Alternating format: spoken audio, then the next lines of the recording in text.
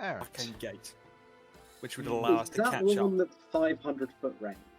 Yeah, so we could catch up a huge distance. However, it has to be targeted on the ground. So we have to move through the. Oh, you have to see the points, don't you? Yeah, Seeing the the points circles, isn't the the circles seeing the appear. points isn't the problem. The problem's that it has to be on the ground and you're 400 foot in the air. Yeah, so Yeah. And if they change tactic and decide to dive, potentially we can do something. But otherwise, I don't know if I can do a lot. Okay, This is a difficult situation. It is Is there indeed. Can I ask Chris? Is there anything we could? Is there any sort of ability check or anything that would allow Felipe to go faster? No. Speed is maximum speed, and there's nothing you can do to actually increase that. But does anyone know haste? Bar spells, yeah. Well, you're a Anyway. wizard. While you talk about your plan, I'm going to quickly mute myself and talk to chat real quick, just to do the intro, and then when I unmute, we'll carry on from there.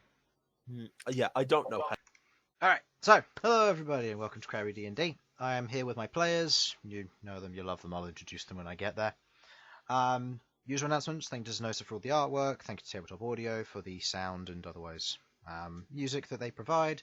It's worth checking them out. It's completely free. Just go to the website, Tabletop Audio. You can use it for your D&Ds, all of your fantasy campaigns, your sci-fi. There's a lot of good themes and tunes on there, and if you join the Patreon, you can start splitting the 10-minute repeat tracks and start using them. I have recently been listening to the general ambience as well as the music for various tracks while doing some Warhammer painting, so worth checking that out.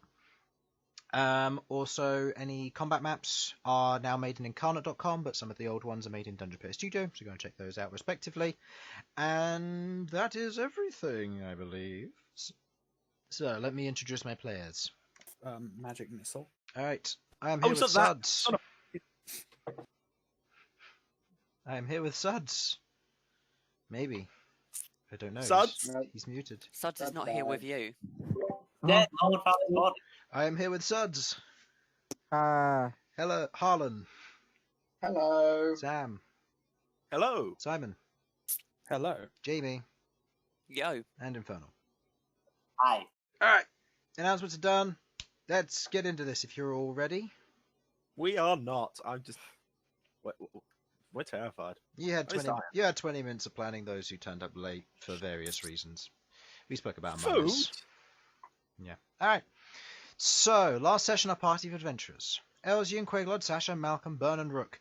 After Elsyan's prompt resurrection, they otherwise headed to Malcolm's family, meeting with them and learning of the various abilities and skills and traits that each of them held.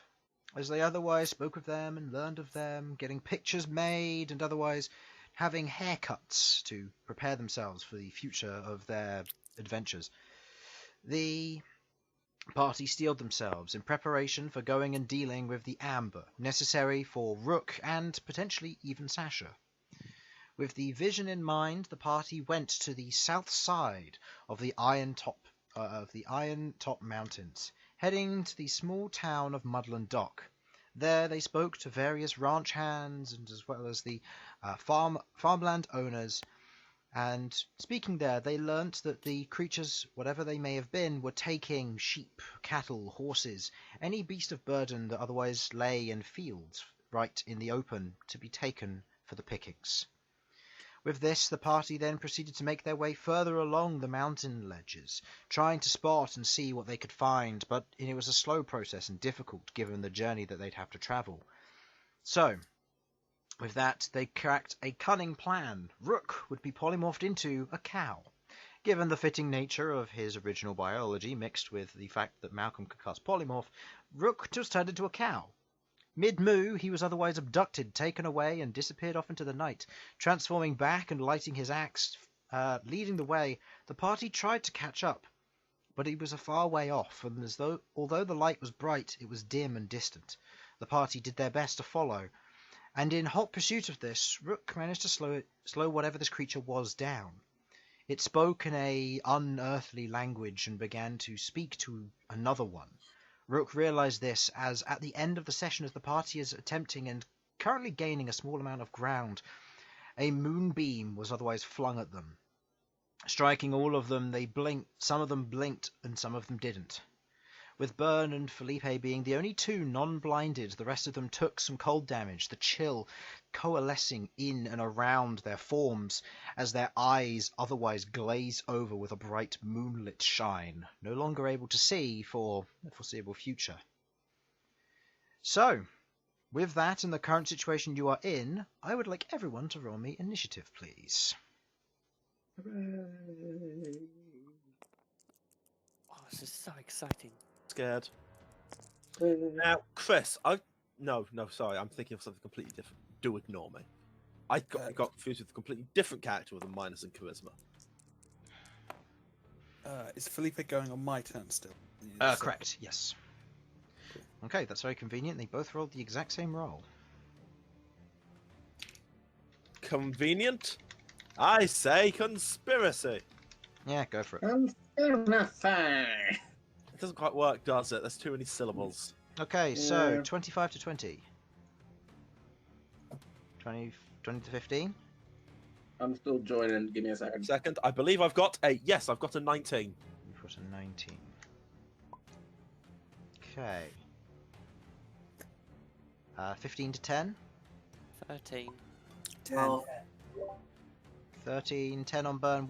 Who was the other one who said something? 12 on Bern. 12 on Bern? Was Malcom, were you 10? I was 10. You were 10. Oh, a princely 7. 7 on Sasha and Malcom? Also 7. Also 7. Okay, some... Hey, 7 buddies. Yeah, 7 buddies. This is going to go wow. Yeah, but I have a plus. Also true. So Malcom and Sasha, you can choose who goes first, but canonically, if you do it by dex, Malcom should go first.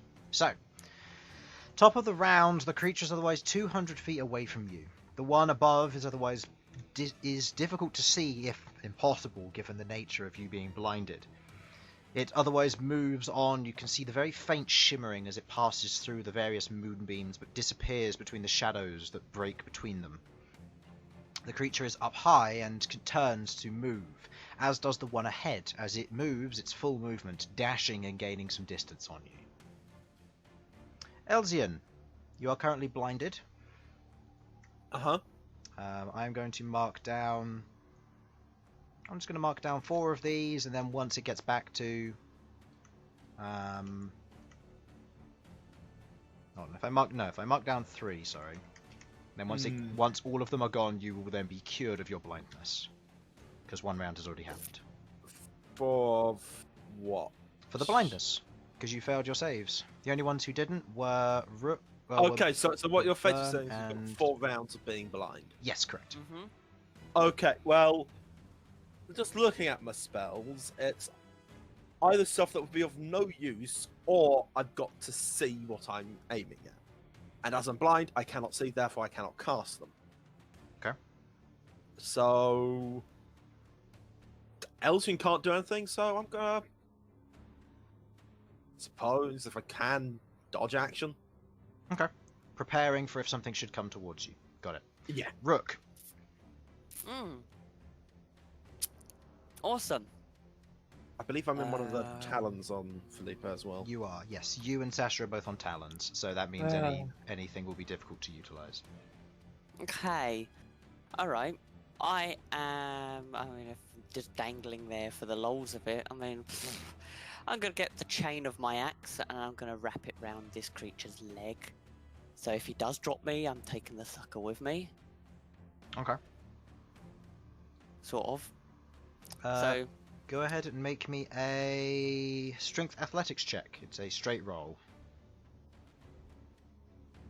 Versus his strength saving throw. It's 9. Plus 9. What is it? Athletics. Yep. Plus 9, so it's 18. 18, okay. Unfortunately that fails versus the Oh shit. 25 of his. As you go and you try and wrap the chain around his foot, you watch as he otherwise lifts you up, lets go of you momentarily, dropping you before wrapping his claws back around your pauldrons and lifting you up. What an asshole. Okay. How rude. Asshole. Is there anything you wish to do as a bonus action? Cast Hunter's Kick- Mark on this arsehole. Okay. Kick him in the dick. Cast Hunter's Mark. Good to know. Bern, Hello. you are not blinded. You see the creature very vaguely up above, but it's difficult to see. And beyond in the distance, you see Rook disappearing off. He's about 350 feet away from you at this point.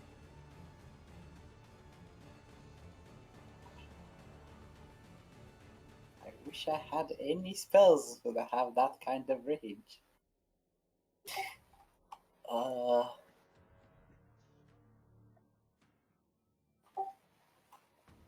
I have Can't one do spell much, with the so- range. Hold on. Be quiet, Harlan. It's Bern's turn.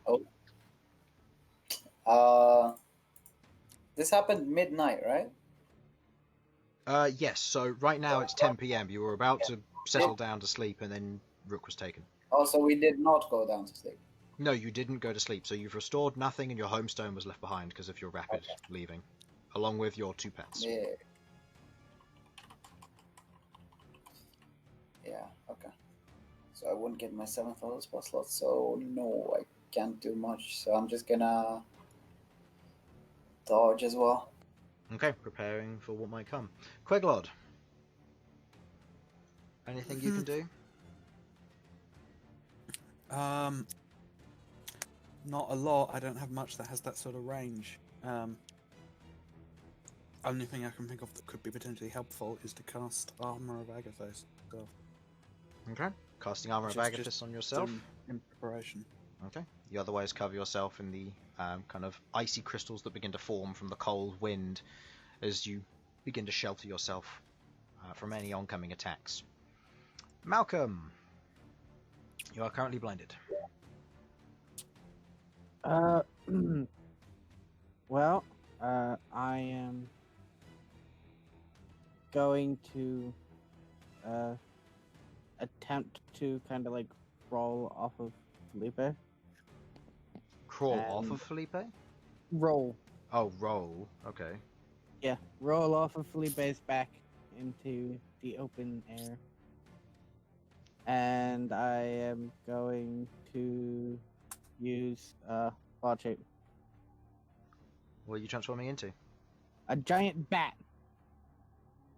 Okay. Okay, interesting. So you roll off, you transform into, as you do, you fall a bit. Bern, you watch as Malcom just falls past before you watch as his wings spread out in this very thin fiber-like fashion, and you see the 2 horns growing up from the fur where the large ears otherwise kind of curl outwards.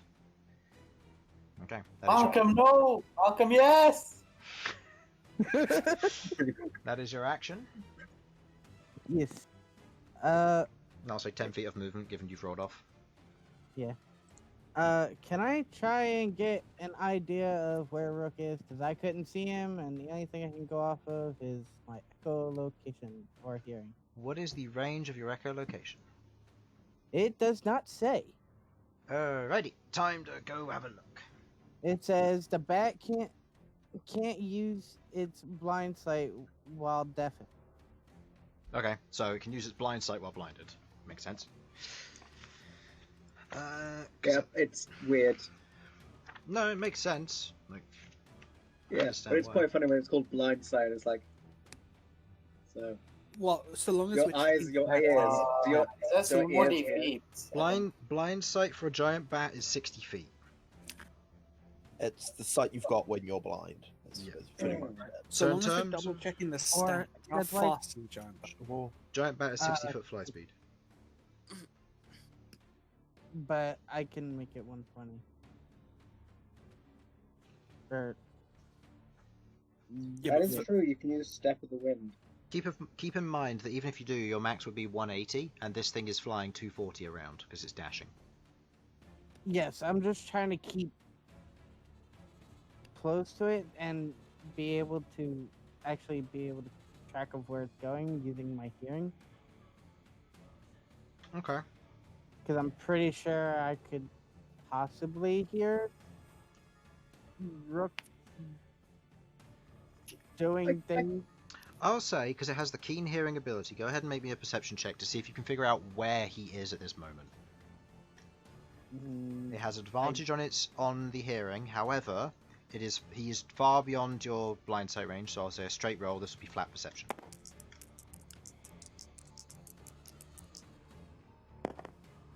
And it is using my perception, right? This is using your perception because you wild shaped into it, yes. That's at 18. 18. You begin to squeak and you begin to listen out. The creature itself flies with such little movement, it is nearly impossible to hear. Rook, on the other hand, is Mr. Clinky Clanky and is trying to throw a chain around this thing. So you can hear him, but it's difficult to tell where he is. Given the nature of how this thing's moving, it seems to be just almost blinking and darting between locations. Well, I'm gonna go towards where I believe him to be. Okay. So I can try and get closer, but I'm not using Step of the Wind or anything just yet. Okay. So you move 60 feet forward, closing the gap to about 290 feet. Okay. Next, Sasha. You're otherwise blinded on the bottom of Felipe. Yes, I am aware. Well, there are two ideas I have.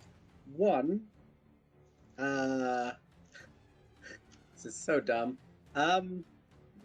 When you use sending, does it sound? Do they experience it as sound, or do they experience it just inside their head? I know we've had this conversation before, but right. Can it be distracting at all if it's really loud? I would say probably not, no. Worth a try. Just thought I'd give it a go. Right. In that case, I would like to do something that I haven't done in a long time.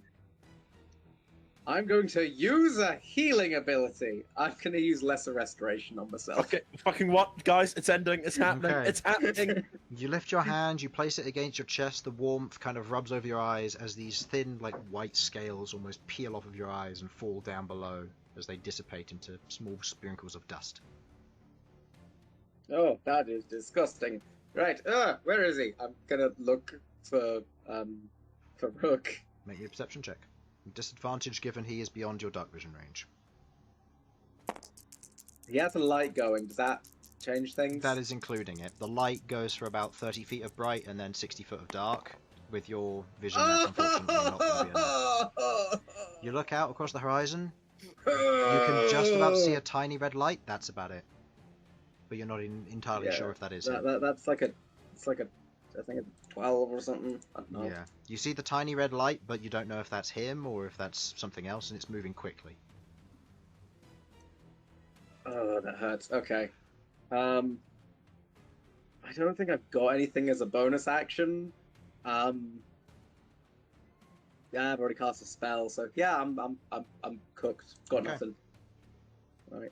Can I try and, I don't know, treat Elsyan next to me? I'll say, medicine? given the way the claws are, you probably wouldn't be able to do anything other than potentially reach out to grab his hand for casting Lesser Restoration. There wouldn't be any way to like get close enough to treat any I'm problems. gonna reach out and grab his hand. Not for magic, just to grab his hand. Oh, babe. Oh, yeah. Queglod, because I did It's skip so over it, red. I assume Felipe's dashing. Yeah, he's Okay. flying for Rook's light. Okay. So, given that's the case, you'd actually be 150 feet away at the time of that happening. I said 350, didn't I? Or was it 450? You were away from 350. 350, so yeah, you're 150 feet away when it comes back to their turn. At which point, on their turn, do they want to continue dashing or do they want to turn? They're just going to continue dashing. Okay. They continue dashing, moving quickly forward as they begin to fly forward. They're just moving through. Rook, you feel kind of the blinking and the distortion of what's happening, and you feel very uneasy about this. Okay. Elsyan. That's another tick taken off of that. You're still blinded for 2 Okay. more turns, but you feel Sasha reaching out to your hand. Do you want to just hold an action or dodge? 150 feet, you said. At this time, they've just pulled away. Until Queglod's turn, it'll be 160 feet, given they're slowly pulling away. Okay. Right. Now, this is a bit metagamey, but who goes first? Simon or Harlan? Simon. Okay. Right then. Metagamey's fine. A bit meta. This is just a bit metagamey, taking advantage of the initiative. Yeah, that's fine. And this may be a bad idea, but Elsyan's back and he hasn't blasted anything in a while. Okay. If I just double check this, the range of fireball is 150 feet. Correct. So you'll just be able to catch maybe 1 or 2 of them. But you will probably also hit Rook. Bear in mind, that, Oh, yes, that's I'll fine. be able to hit. Rook will be fine. But bear in mind, that range is for the center of the fireball. Yes, and then you have the extra 30 feet of its radius. Or 20 feet of its radius. got Either it. way, it'd still be within range. Yeah. It'll be within range. Excellent. So I am going to hold my. I'm going to cast the ready action for when I get my sight back to cast fireball at the thing. Okay. Got it. Okay. You hold the action. Sasha, you see as he I will mark Otherwise- that spell slot off. slides his hand up from his book, and you watch this reddish energy otherwise trails with it as he pulls his hands apart, and you watch as a small bead of red begins to ever so slightly grow as he's waiting. Let me see. I don't want I'll to do interject my too best, much but here. you know it takes a bit of time, right? Queglod, go down a bit at an angle. Might be able to catch him a bit better. Okay. Rook, what would you like to do? Well, I just feel like I'm along for the ride, really. I'm going to ask them what they are. In common? Wait, he's talking to the monster. Yeah, in common. Okay. Like, hey, dudes, what exactly are you? No response. Huh. Stuck up little shits. Yeah, look at me, I'm a bat creature. I'm better than you. Yeah, I'm going to smash your head in when we land. Bern, your turn. Wow. Getting further and further away does not help Bern, especially when he doesn't have fireball ready. Well, that was someone's mistake. Yeah. Not having Oh. fireball's useful for everything. I unready that because I didn't think we'd be fighting tomorrow. Well, joke's on you. We are going to have I'll wizard just, pissing contests, aren't we? I'll ready up my action in case we get in range to attack. Using what? Using my spear. Okay. Spear begins to hover beside you as you begin to control it, preparing to move in for the shot. Okay, end of your turn. Queglod. Felipe moves forward and is now 160 feet away from the creatures. I have so much stuff that's 120. You know how painful this is.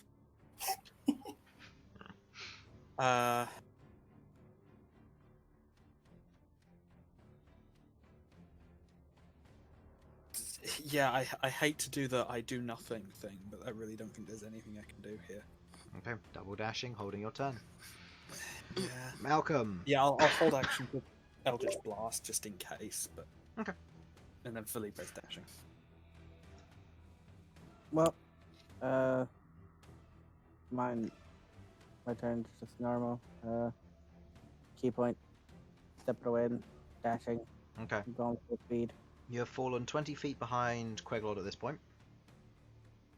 Because your speed does not match Felipe's dash. You know where they are, though. Good. If you want to make Keeping- another perception check to... Yes. Yeah.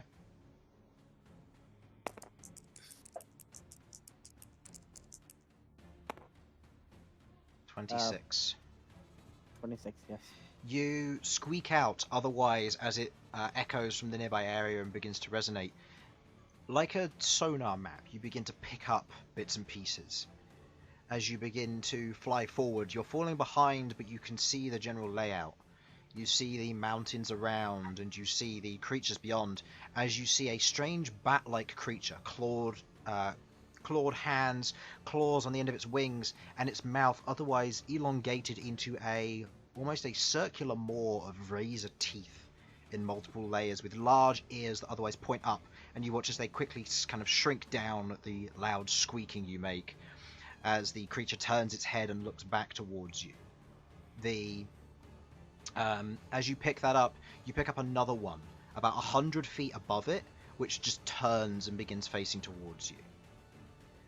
At this point, as you're kind of getting that general lay of the land, you continue traveling on, trying to catch up as best you can. Okay. Sasha, it is your turn now. I'm going to give Elsyan the gift of sight. Okay. Fireball! You cast Lesser Restoration. Elsyan, you look forward, you see the tiny red bead, the one in your hand and ahead, and you fire it forward. Dexterity saving throw, please, Rook. No disadvantage or anything, you're just hanging there, and if this creature, obviously where it's trying to obviously avoid it as well, if it wasn't, I'd say you'd have Oh, disadvantage. shit. Well, that's a 1. What'd you roll? Yeah. Okay. What? Oh, saving throw. Actually, Chris, I just thought I need to rearrange all the dice that I have. I am 100% that's the thing. using my Indomitable. I Okay, need some go more ahead. I need some more That's D6s, please, 19 Chris. plus 3. Okay, I'm just looking through its abilities, seeing if it has anything that it needs to worry about.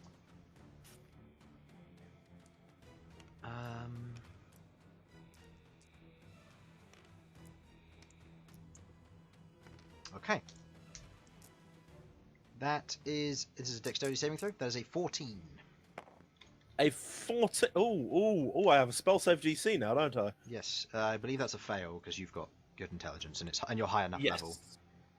Where is that kept on the sheet? Is it on the overlay? I can't see it. It'll either be in the spells or the overlay if I moved it to the overlay. If not, it'll be if it's on the overlay, it'll be the left of the spells. After the spells. Just for concentration if I added it. If not, then it should be set up in your save / to hit for your character sheet if you filled out the overlay like I said last week. Well, it's not. No, it will be. I'll look at that. It will be in the hit column. Well, it's obviously not there. So, it is my intelligence modifier plus Proficiency. plus 8. proficiency. So plus 8, so it's 18. Oh, it'll be the same as the one I had for Mystic, wouldn't it? 18, yeah. 18. Okay. So it fails then. Go ahead and roll damage. That is 8d6.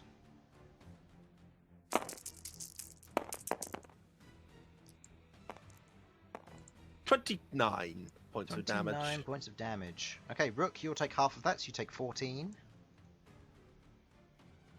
Okay.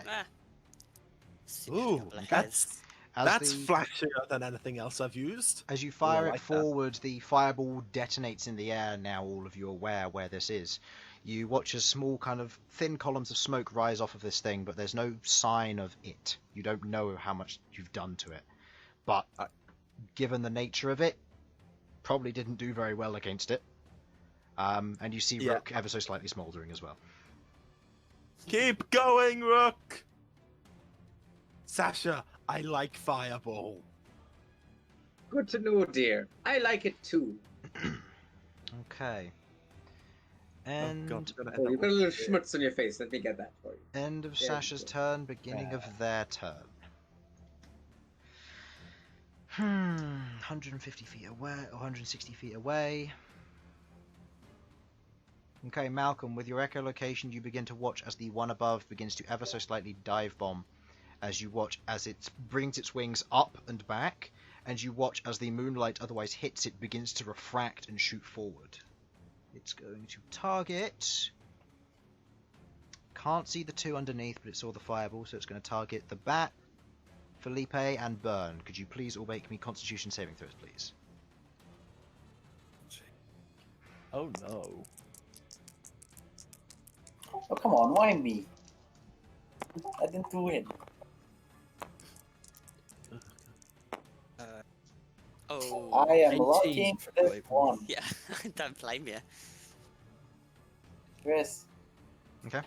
I am using my first lucky of the day on this one. Okay. That is a 21. Queglod? For Felipe, that is an 18. Okay. And Malcolm?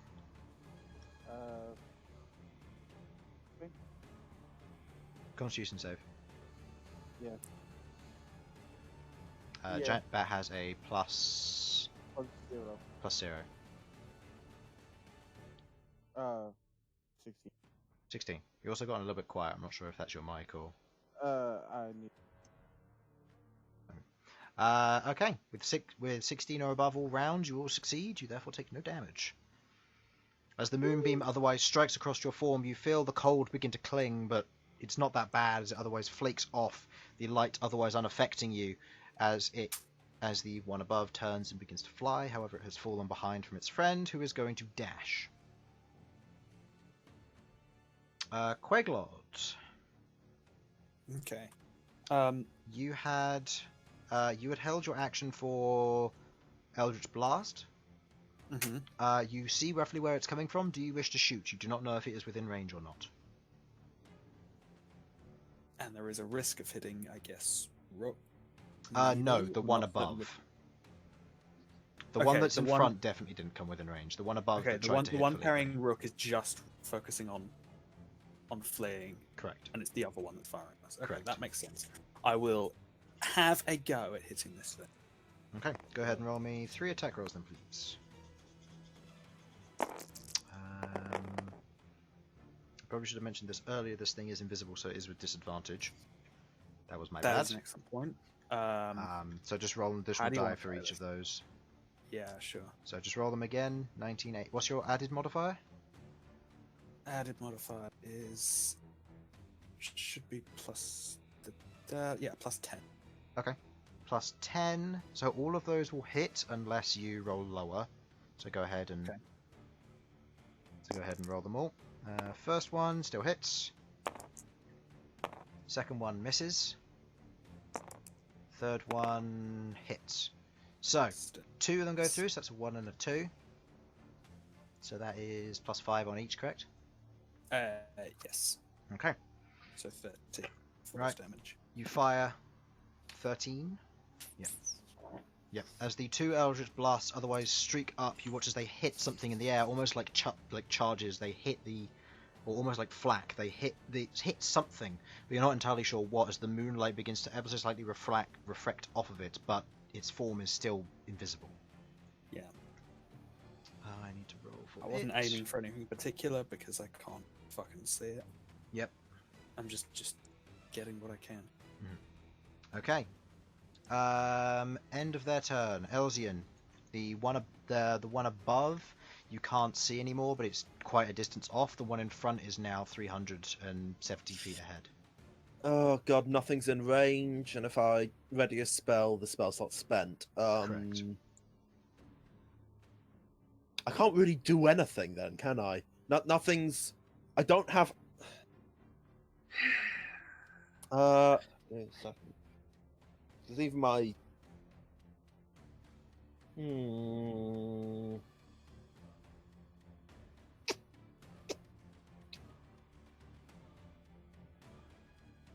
Sorry, do bear with me.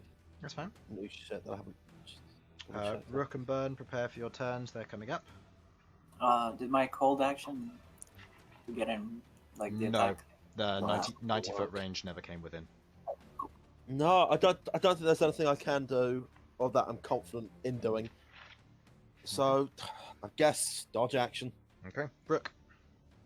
I am just gonna hang round, carry on cussing at this bat because he's a dickhead, and I'm gonna get a potion of I'll growth be back in a out. second.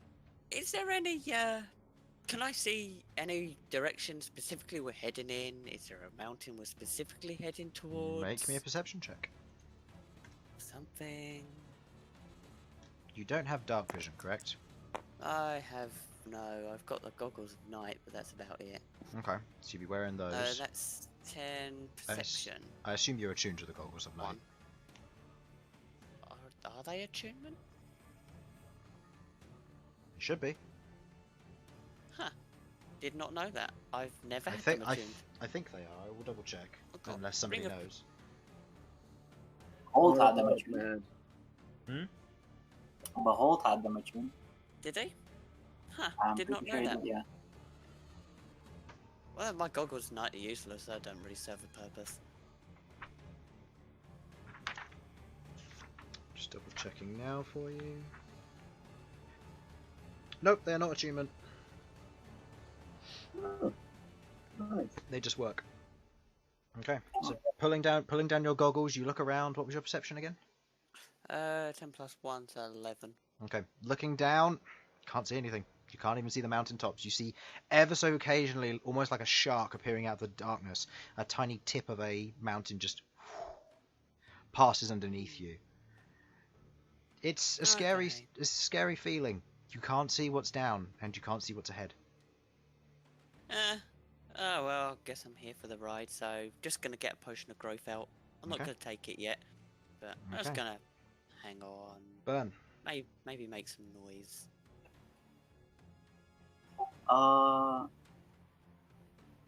The thing was within 120 feet, right? It seemed to be when it attacked you, Felipe, and all that, but your held action was for the spell. Yeah. But now it's on my turn and we're still within range, right? No, it's your turn, and now you can't see it anymore. It's moved on. It moved some distance away, but you don't know how far, because it's otherwise invisible. Okay. So I can't shoot Queglod from because it's not there. You don't know. It could still be there. It's visible. No, that's what I mean. Like, when Queglod shot at it, it like. It hit something.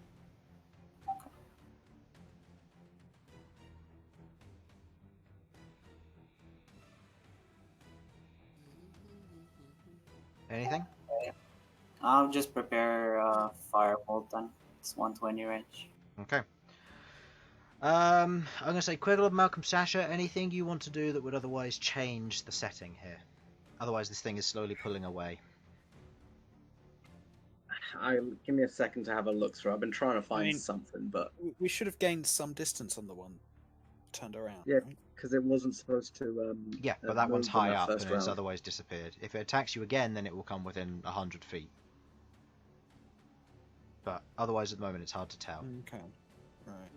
Well, for me, I'm not going to use Step of the Wind. I am, however, going to, considering that it reacted to the echolocation, I want to try and annoy this thing with echolocation. Okay, go ahead and make me another perception check then, please.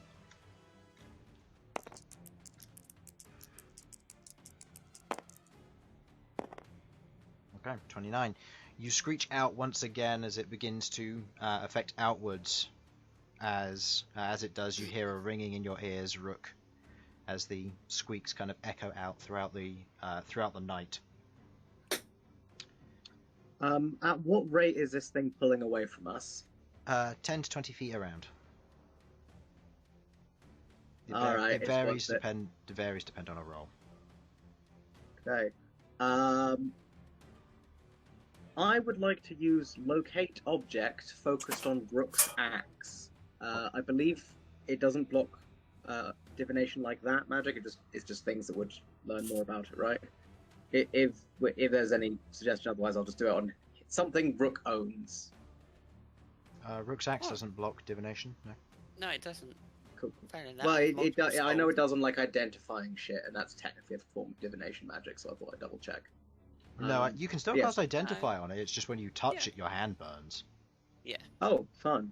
Well, I'm casting Locate Object, focused on that, so that I know his location at all times whilst he's within 1,000 feet of me, so that we can keep going in the right direction. Okay, what's the concentration on that? Up to 10 minutes. Okay, good to know. So, you continue to follow on, kind of you concentrating. Malcom, as you screech out, you get a sense that they do react. However, they seem to be aware that they can't necessarily turn back. Both of them have been hit, and it seems like they're willing to just keep moving. You are, however, falling behind. Not using Step of the Wind, you fall...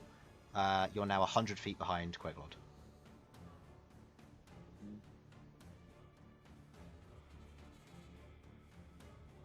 Okay.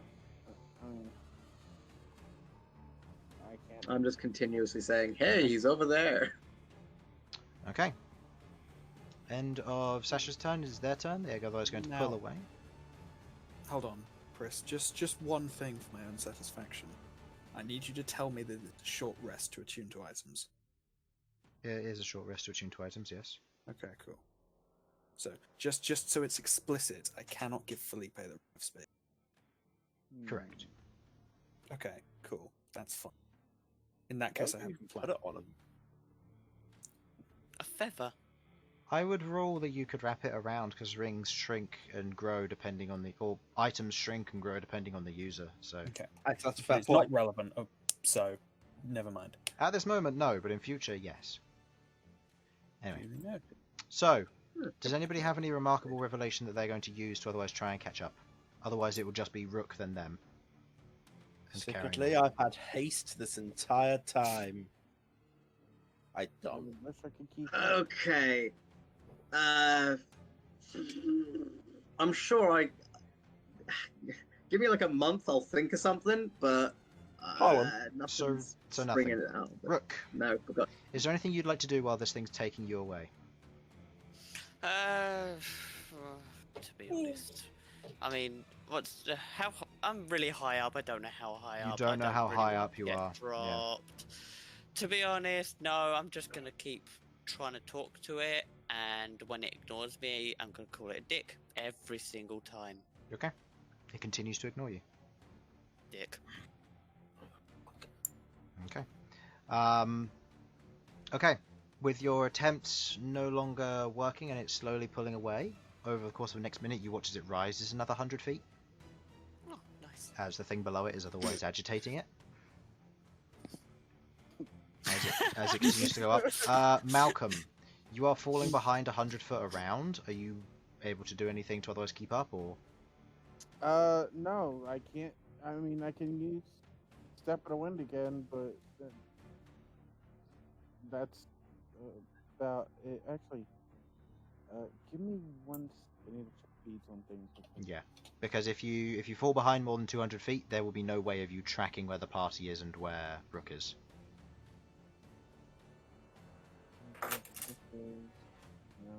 So have you got any way to catch up? Yeah, I'm just trying to check speeds on other things. Okay. Uh, Any creatures in particular? Faster. I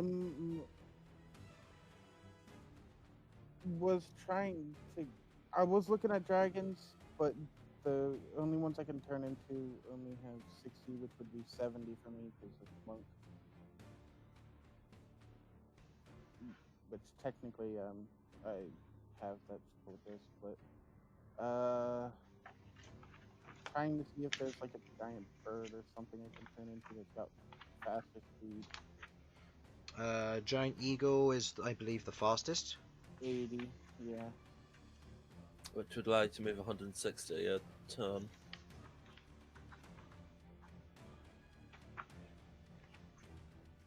Yeah, which isn't going to be enough to keep up with the 200 speed of Queglod. Hmm.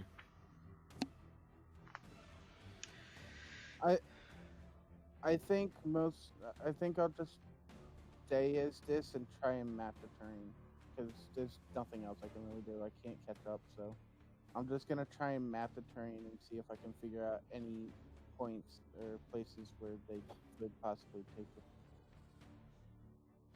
Okay. So you continue trying to map the terrain. Okay.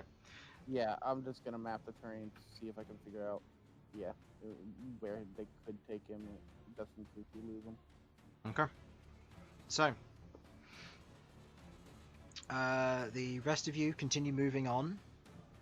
Otherwise, flying through the air, keeping up as best you can. Over the course of the next 10 minutes, you continue to travel on as it otherwise begins to slowly pull away, but you're still able to tell where it is because of the locate object. After about 10 minutes, your locate object fades. Do you wish to renew it? I gladly will, so long as it's depending on how far away it has gotten. It's pulling away 10 feet. It's pulling away 10 to 20 feet around. That means in how many rounds would that be? Each minute is 10 rounds. 10 minutes is 100 rounds. So it's pulled away out of the range of the locate object. Yeah, then there's no point. I'm just going to keep heading in that direction and hope we spot it. Is the best thing. That's what I'm going to call it. Right, Queglod, it's out of my range. You're going to have to just keep heading in the same direction and hope it hasn't made a vast turning that we can't spot. Okay, how long have we been doing this for? Sorry, 10 minutes. 10 minutes. Okay, cool. Once we travel 1,000 feet, then I'll recast it. Okay. Right, we've got 50 minutes left on Big Felipe. Okay. So, what are you doing at this point? Rook is in the unknown. You don't know where they've gone. Is there anything you'd like to do over the course of the next 15 minutes? You're traveling in a singular direction. We're trying to follow its direction the best we can. I've got nothing. Even if it turns to the left, we wouldn't be able to know unless I keep locate object going forever. And there's. Is everyone okay if I bring us down lower? Low is fine. Low Only is fine, because yeah. only so that I can see the ground.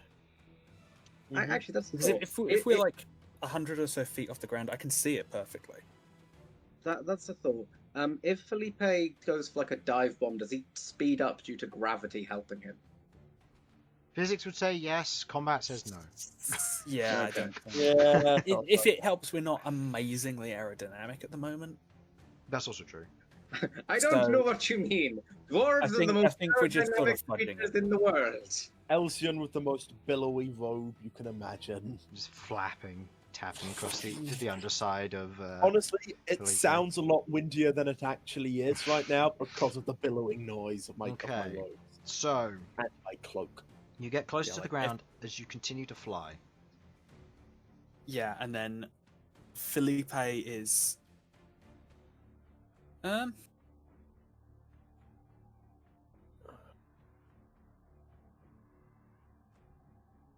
Felipe is concentrating on where he's going, so he is desperately trying to keep an eye out for them. I don't imagine he's likely to spot them, but he should be trying. And I'm going to be surveying the ground for anything that looks like it could be some sort of den or whatever. Okay. So If anyone else wants to help with that at all, I can pull down lower if people need for dark vision purposes. Look, we need to be partially in the air because. Sorry. Yeah. okay. Okay. At this height, if we need to use an arcane gate, we can cast it. Do keep in mind, you can always use sending to Rook and help them. I was gonna say that's my plan, but the thing is, we got to estimate when's a good time to do that. Yeah. So I was thinking we wait like another 10 minutes and then I'd try it out, because he said these things are bats. They have to stop at some point, and if they're traveling if they're traveling to Mudland Dock consistently, that means that has to be within their radius of gathering shit, which means it's probably one of the nearer things. So they can't be too far away reasonably. I think that's fair to say. Yeah. We have multiple sendings as well, so we don't have to wait. Yeah. Just out of curiosity how that works, but how long does it have to be before I reply to a sending?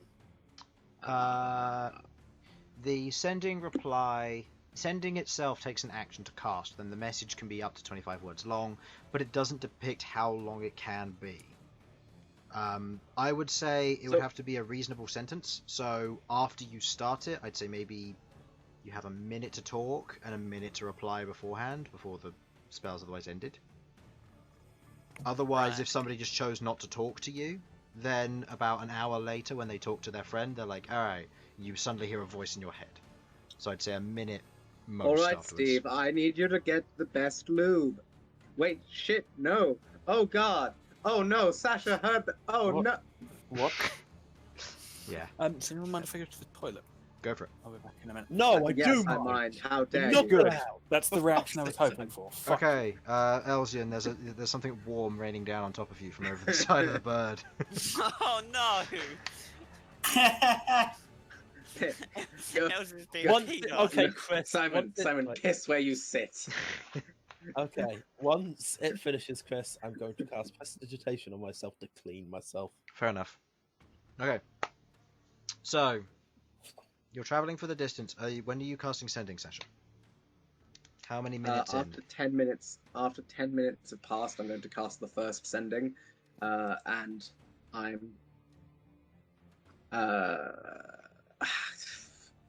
it's a struggle to work out what to ask. Give me a second to get the exact wording. That's fine. Malcom, do you have any solutions, or are you just trying to catch up?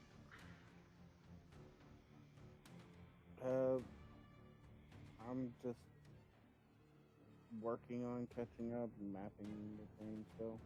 Okay. For every 10 minutes that they move, you fall 10 minutes behind, roughly. Roughly 8 minutes, but... I mean, it's bound to happen. I can't keep up, so... Yeah. How long can you keep that form up for? Several hours, I believe. Yeah, like 6 hours. Okay. So... Can my axe light things? Flammable things? No. Chris, just about on the map. Whereabouts are we? At the moment, I will say it's hard to tell. However, given the location... This is where you started, and you started flying over the mountains. It's hard to tell. Hard to tell. Fair enough. Yeah. It's also such a small map, there's no way of accurately depicting how Yeah, far yeah, you've travelled as well, so... Yeah, the thing is that it's a map and you haven't put on a specific scale, which is fair enough. Just yeah, but yeah,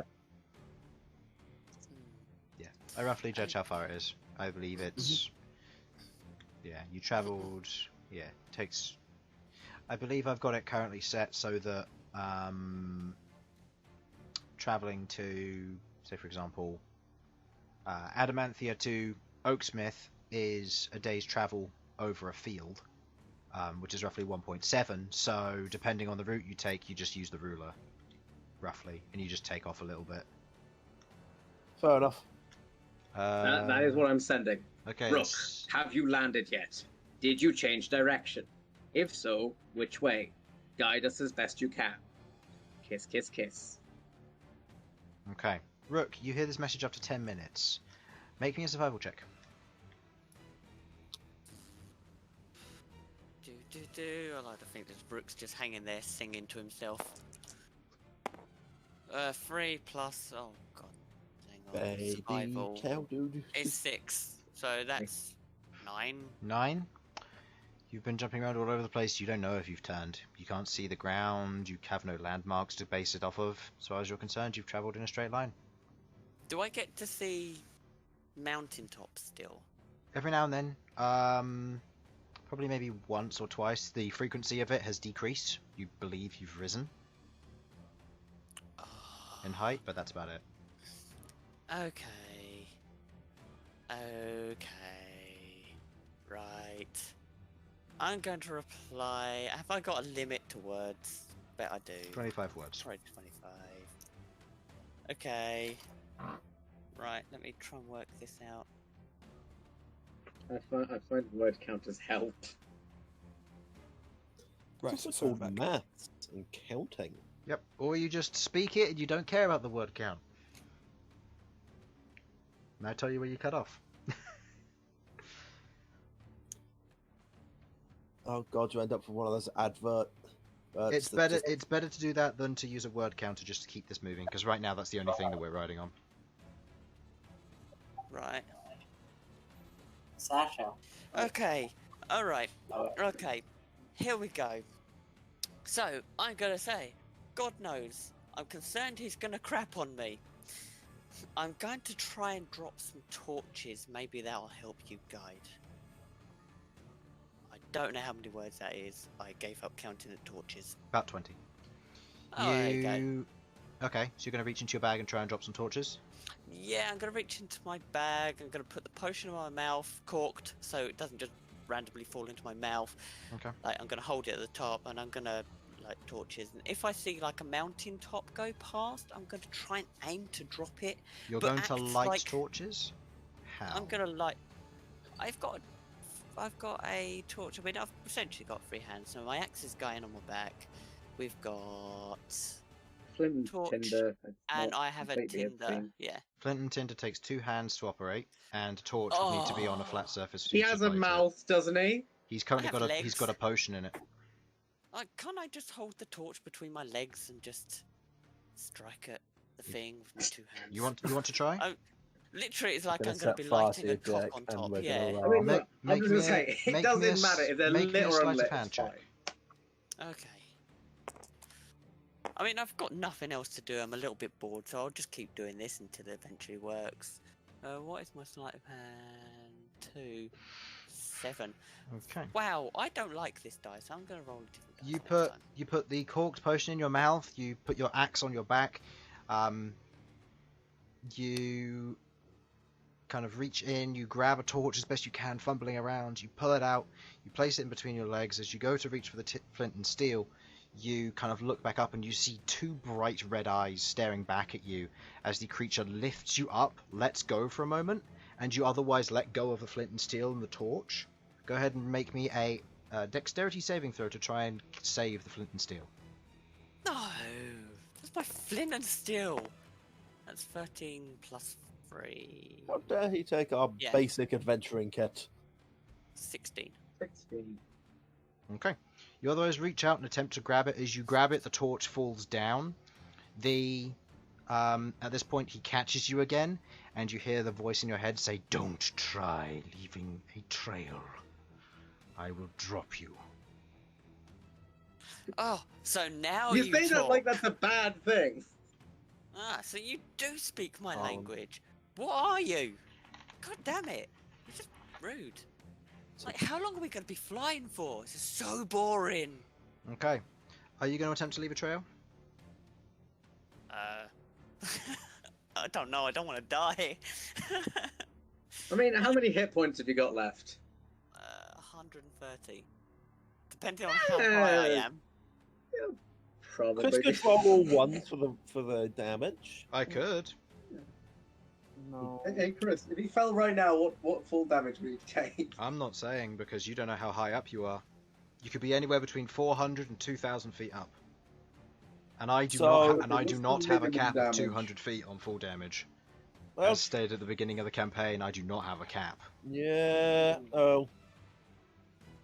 I will forever say that's silly, but fine. It's yes, but you wanna know what else is silly? I jump out of a 200-foot high building. Oh, I'm a fighter with enough hit points. I stick the landing. I'm fine. You're gonna hardly be fine. But you're I mean, fine it's because you Weirdly then. enough, you'll be more Life. fine if you're drunk. But if you could survive like 500, you could also survive 2,000. Yeah, exactly. Fair. Like, it does make sense that it would be capped. The amount of damage it does at that is silly, but Either way. Okay. I am probably not gonna like drop torches because I don't want to die. Okay. That's really high up. And I'm gonna hope Sasha sends another sending at some point soon so I can let her know that I didn't, because stupid bat that understands me and is ignoring me like a rude asshole. Get that out there. He still hasn't caught on. Make me an intelligence check. What? Me? Yeah. Oh. I rolled crap dice. Of course I did. I don't know. That's +2. 7. 7? No. You don't know. You keep shouting at it, but no. Okay. Following on, 10 minutes later, you sent another sending, Sasha. Same message. Harlan, Harlan. you're muted. Okay, I will assume that she sends the exact same message. Okay. Also, Infernal, Harlan is you're there. quiet. Oh no, Infernal. That's Infernal, and your mic just made a crackling noise and now doesn't work, so... We can't hear you, Infernal. Hello? Hello. There we go. Before she sends it, can I ask her to change it a little bit? Okay. Look at the stars. Try to orientate yourself. Okay. You add that in, I'll say, instead of the guide as best you can. Okay. The message is sent. Rook, another 10 minutes have passed. Okay, I'm gonna look at the It's- stars. It's at this moment, little ways in, you are no longer flying. What? You have otherwise landed. And what you saw, however many minutes away, you watch and you feel as the form swoops, diving quickly. You're almost afraid it's going to drop you. As it dives down and you watch as the landscape begins to rush towards you. You see towers and walls, otherwise skirts around them, just darting through. Your axe lighting up the area as you kind of feel the air around you changing as it turns swiftly left and right before darting down and around. The path you recognize as you've just travelled past the Stone Giant Fortress. As it loops back inwards into the hole, you feel its force as it changes, as it lets go of you as you tumble down. Make me a dexterity saving throw. Oh, great. I'm gonna use this dice because the other dice, they hate me. Oh, everything hates me. 5 again. Come on, so that's 8. Okay, 8. You otherwise fall to the ground, rolling and skidding your face across the ground. You take 20 points of bludgeoning damage as you otherwise skid and slide, tumbling down an area before another set of claws grabs you and lifts you, pulling you into another direction as you otherwise pulled further into the cave. The rest of you, after about 30 seconds as you're pulled into the cave, the forms otherwise drop you in the center of the area as bats begin to swarm around you. Okay, Rook, you are on your own currently. The room is dimly lit by a bright orange light overhead, which otherwise permeates most of the room. The forms otherwise land, their forms now shimmering with an orange glow, as their claws wrap around these old ruined walls as they're going to begin to fight you. Great. As I was going in, also thing, can I just... I'm just gonna smash the vial in my mouth. Okay, Like, go I'm probably ahead. gonna take some degree of damage, but fuck Okay, that.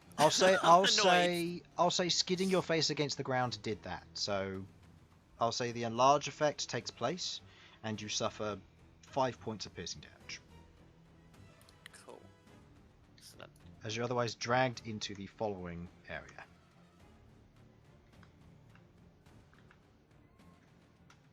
Okay. You are currently here, dropped at this point as the large forms begin to swarm around you. As you look up, the forms look down upon you, ending their initiative as they begin to look at you and hiss in a otherwise vile fashion. I'm going to roll for the swarms of bats that are now going to be attacking you as well. Oh, happy days. Okay, swarms of bats, they have a plus that, so they go there.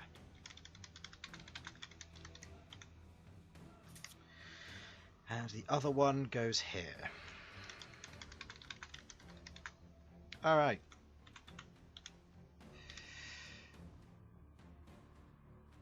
At this moment, it is your turn. Right, what to start with? Where are they, and how many are there?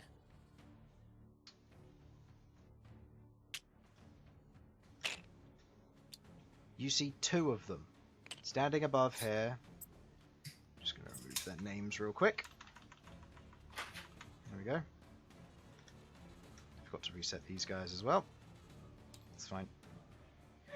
as the two of them otherwise stand over top of the walls, looking down upon you, their partially invisible forms, slightly gaunt, their hollowed out mouth with the teeth otherwise sticking out, and the swarms of bats revolving around them and you, otherwise blocking any chance of escape. Okay. What do you wish to do in this situation? You're on your own, you don't know how far your party is away from this. What would you like to do?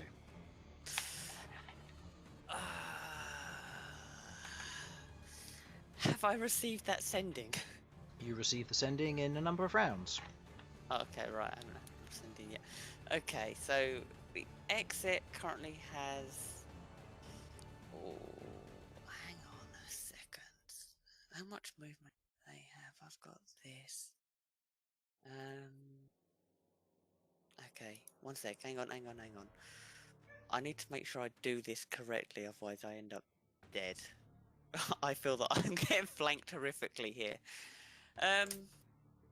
Right. Why is it that I don't actually have any information on my spells in my spell? That's Okay. not helpful. Simon, how long's concentration on Hunter's Mark? It scales with the level. So what's its base duration? I believe it's a minute. Okay, in not- which case that's faded. Yeah, if it's a minute or 10 minutes, it's faded by now.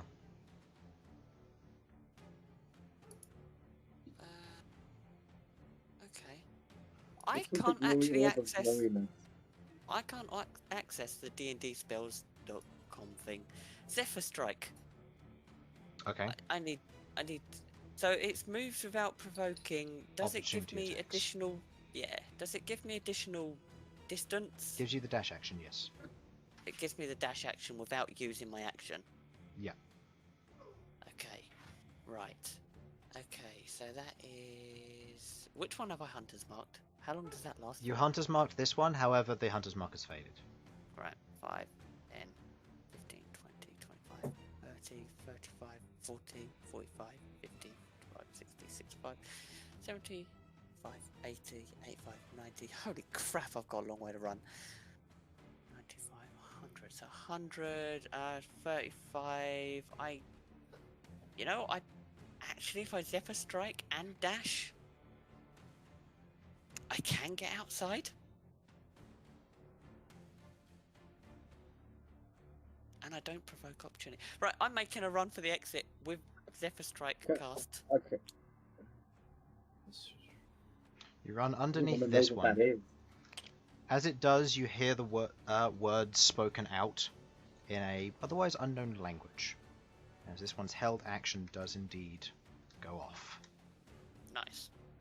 As the one that's next to you, as you run past it, you hear the words of an incantation as it's going to cast Wall of Ice there, preventing Son of your a escape. gun. As you rush up to the edge of it, inside of the swarm of bats that's now wrapping around you, you rush through them and bash against the ice as the wall itself forms in front of you.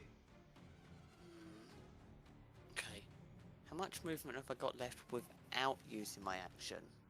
So just a Zephyr Strike distance. 5, 10, Movement. 15, 20, 25, 30, 35, 40, 45. You've moved 45, what's your move speed? 35. So you So would I have had used 17. your Zephyr Strike, and you would have used the 10 feet of movement, so you have 25 without using your action. Okay, fine. Alright, I am... Well, kind of stuck here, to be honest with you. So, 5, 10... And I'm going to hit this guy. Okay. Go ahead and make me some attack rolls. His concentration on... Nope, he's still affected by that, so he's just faded, he's not invisible. So go ahead and make me an attack roll, please. Okay. He's not in Moonlight. Am I doing these individually? Or just 3 attack rolls, yeah, you can go ahead and make them all together if you want. 18, 17... 3 hits. 9. Yeah, cool. Excellent. Brilliant. And I'm enlarged, so that's... Additional d4 per. So, dice are being pistol. There you go. Nice. Cool.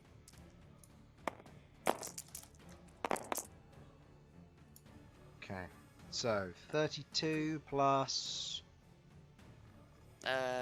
3. So hang on. Plus. What's the I've got modifier? plus 6. So Plus 18. So 50 Yep. damage. Okay. cool. You go ahead I'm and you gonna start action surge. swinging at this. You start swinging at this thing.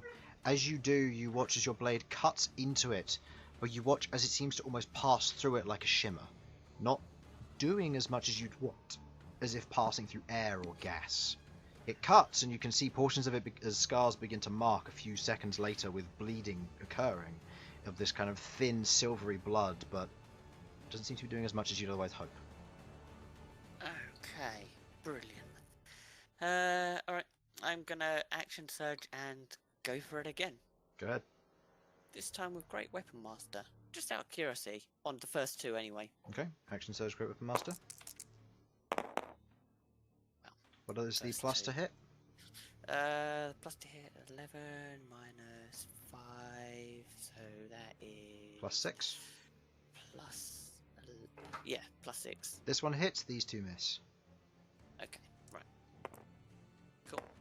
1d12 plus a d4. And that is plus 10. 10 plus your original, which is a so plus it's 6. plus 16. Plus right. 16, so 25. Okay, halved to 12. Okay. As you otherwise strike against the creature, the blade again cutting through it as you go once again, it kind of recoils back, baring its teeth as you watch as its claws begin to dig around the stone where it otherwise stands. Is that the end of your turn? I've got 10 feet movement left, haven't I? Yeah. Cool. 1, 2. Can I end there? I mean, Yeah. I'll happily take the swarm if it means I can't get advantaged on. You can end there. Okay. Cool. End of your turn. On the same initiative as Bern on 12, the blue bats go. Okay. Alright, they immediately begin to swarm you, moving in around your form as they begin to kind of dart backwards and forwards, biting and gnashing against you. Okay, what have we got here? That is a 10 to hit and a natural 20. Well, the 10 doesn't. And the natural 20 does 20, no that's extra gonna damage because it's nullified by your armor. Yeah. You take 5 points of piercing damage. Non-magical, so you take 2 points of piercing damage. As the bats go and attempt to strike you, you feel very little resistance as they're otherwise swarming but not getting through the armor. They're then going to move back and out of the way. And they're going to wait. Next in the initiative will be these bats, as they're going to move up and begin squeaking, but otherwise unable to do much. Top of their round, as they move, as the creatures otherwise begin to move up towards you. This one is going to move up here, and it is going to hurl Moonbeam at you. Ugh. Make me a Constitution saving throw, please. Okay. It's plus 10. 14. 14 just fails. You take 17 points of cold damage, and you are now blinded for 4 rounds, which is disadvantage on attack rolls. I spend a lot of my time blinded. Fighting. Great. Okay. Okay. You then hear the flapping sound of a creature moving in behind you as it is going to fly up to back of you. It's going to wrap its claws around you, and it is going to make 3 attacks. One with its bite, one with its claws, and another with its tail. Oh, I also just read... Okay, that's interesting. Right, okay, so... is that? Sam trying to figure out what the creature is. I'm What's just your probably AC? looking Just so at- I don't have to... 21. 21, so the claw misses, the bite misses, the claw hits, and the tail misses. Oh wait, no, these have advantage because you're blinded. So the bite still misses, and does the tail hit now? No, the tail still misses as well. So only the claw goes through. As you take 13 points of slashing damage. This is magical. Okay. As it does so, it is otherwise going to fly back away from you. You can make an attack of opportunity if you wish, however it will be with disadvantage. Well, I've got nothing else to do, so yes, I'll do that. Okay, go ahead and make your one attack roll. Disadvantage. Disadvantage. There you go. Still hits. That's You 15. swing up, wildly cracking against the side of the creature with your attack. Go ahead and make me an attack roll. Doing 8 Can I plus reroll 6. that too? 4. Oh, you can if you want, yeah. Okay. That'll do. 10 plus 6, 16, half to 8 damage. God, this arsehole is tough. Okay. As it otherwise takes the strike, it flies back. You can't tell how injured it is, but they begin to speak to one another once again. Okay. Your turn. You do not receive the sending just yet. God's sake. Alright, okay. Okay, I just need to min-max here as much as I can. Okay, Hunter's Mark on the blue guy. You can't see him, you're blinded. Oh shit, yeah, I can't, can I? Alright. In that case, is the blind... Would Rook know if the blind was magical? Because I've seen Malcom cast it several times. It's hard to tell. Oh. You can't see the blindness. It's hard to tell if it's magical or not. True. Most blindness is inflicted via magical. There are some physical, but it's hard to tell. Okay. Alright. I am doing... I'm just going to swing. Swing... Can this ice be broken? Can't see it, but it could, potentially. I am going to... Because I'm backed up against this, so I have a rough idea of where this ice is, because I'm kind of nearly touching it. So I'm just going to lash out at the ice. Okay, make me attack rolls with disadvantage, please.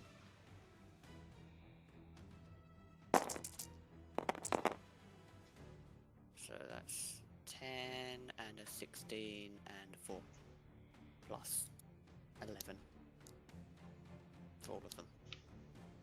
So it's 21, 15, 27. 27. So which one was this hit, sorry? The 4? That one, the 4, so this, you've got, for my plus 11... The 4's the only one which I think could miss, so what's the 8? What's the it's 15. Hits. Okay. So all of them hit. Go ahead and roll damage. This is going to get nasty. Very quick. Okay. And I'll re-roll the 1. Go ahead. Because that's a lie. These need to be done That like is a lie. this, because this matters. So, plus 6, 17 damage. Okay. You take the first swing. As you swing against it, your axe hits against it. Colliding with it, it crashes into the side. You take 39 points of cold damage as the ice shatters against you and a chill wind rushes over you. Okay, that is Are you going to proceed to make the remaining 2 attacks? Oh, hell no. Okay. I'm going to swing at the bats behind me. Okay. Sod that. Okay, you swing the other 2 attacks at the bats behind you. With those hit rolls, they still hit. So that is 16 plus 22 points of damage to one of the swarms. Okay, the swarm is otherwise injured, but you don't know how much. And yep, that's plus 6, and plus 6 on that one is 12. The other one takes again another hefty chunk, but you don't know how injured it is. You hear squeaking as various bats are cut out of the air, but that's about it. As you hit the ice and it breaks, shatters across your form. You remain blinded. Okay, I've got my bonus action still. I'm going to second wind. Okay, go ahead. Go ahead and roll that healing. These bats are going to disengage and move away from you. Next ones are going to move in. Attack rolls again for them. Misses and misses. Okay, yeah, they don't do anything as they try to get hits in, but they otherwise fail to do so. What spells can you cast, friend?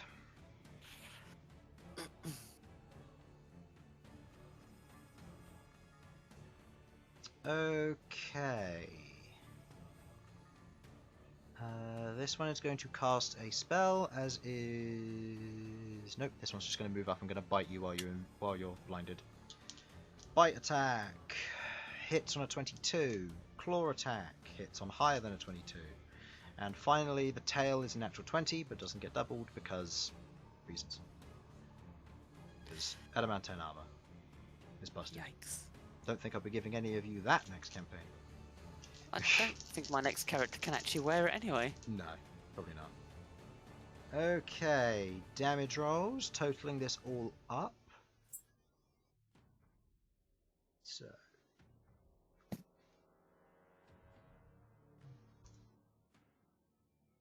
36 points of magical bludgeoning, piercing, and slashing damage from 3 different sources. So 36 points. 36 total. points. As it otherwise bites into you, rakes its claws through you, and its tail smashes against the side of your head.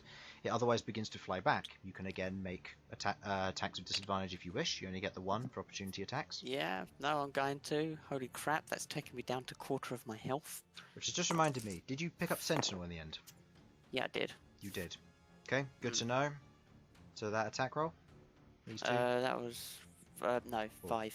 5. 5 or lower. Plus... Plus 11. Plus 11? Just hits. 16. Nice. Okay, so it's still over the top of you as you otherwise grab it and hit it with your axe, bashing it. Go ahead and do some damage. Sentinel keeps it there. I forgot that last time, but good to know for this one. Okay. Reroll the 1. Reroll the 1. Bloody dog won't shut up. Honestly. 19 damage, halved to 10, halved to 9. Okay. As it bites against you, you otherwise stop it from leaving it. It begins to hiss at you.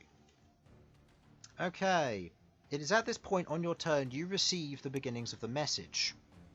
Message being, Rook, have you landed yet? Did you change direction? If so, which way? Look at the stars to guide us. You hear that message. It will take your action to respond, because you will be consciously trying to do so. Oh. Yeah, Jesus. Okay. Right. This is quite a difficult decision. Okay, I think my best bet is gonna be to respond. I'm gonna have to let them know, aren't I? Oh, this is a kick up the ass. Alright, okay, I am going to respond. Landed, can see you, Amber. These guys bloody hurt. Being swarmed. Okay. The rest of you. It's as this point, as this message is otherwise returned to you, you begin to see the beginnings of towers and walls in the distance. Particularly Queglod and Felipe. Okay. I am... You see that there are lights lit along each of the walls and the turrets themselves. What would you like to do? I'm going to take it from here for them now, just because, depending on how long they take, depends on what round of combat they'll come in. Looks like it's there, my boys. There's something up ahead. We need to... This is our best bet, I think. Let's go.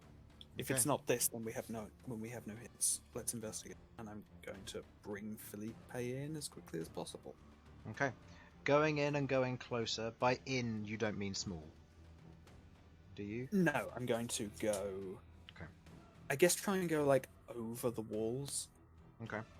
He should be able, if we get, like, over above, he should be able to dive bomb in pretty easily. Yep. Going over the walls, you can see structures, stone, built up in a fortress-style fashion. You see them growing out of the ground, and you begin to see, as most of you see, lit with lantern light, a number of stone giants, some of whom currently see you and begin to grab slings at their side.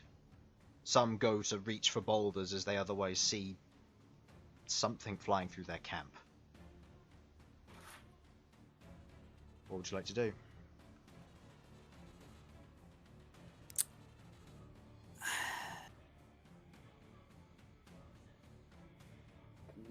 have Rook die.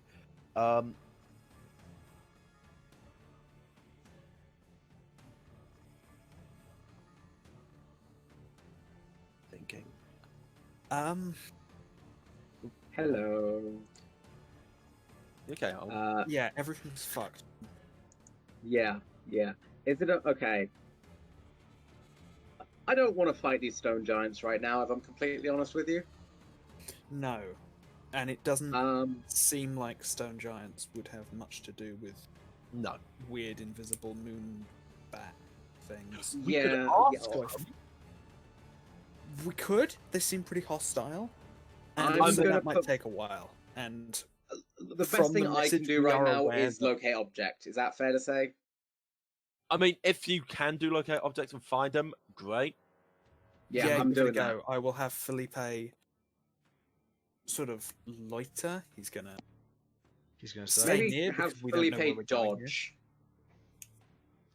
Yeah. So are you sure. moving He's not- quickly, or is Felipe going to try and avoid attacks? These are two very key questions.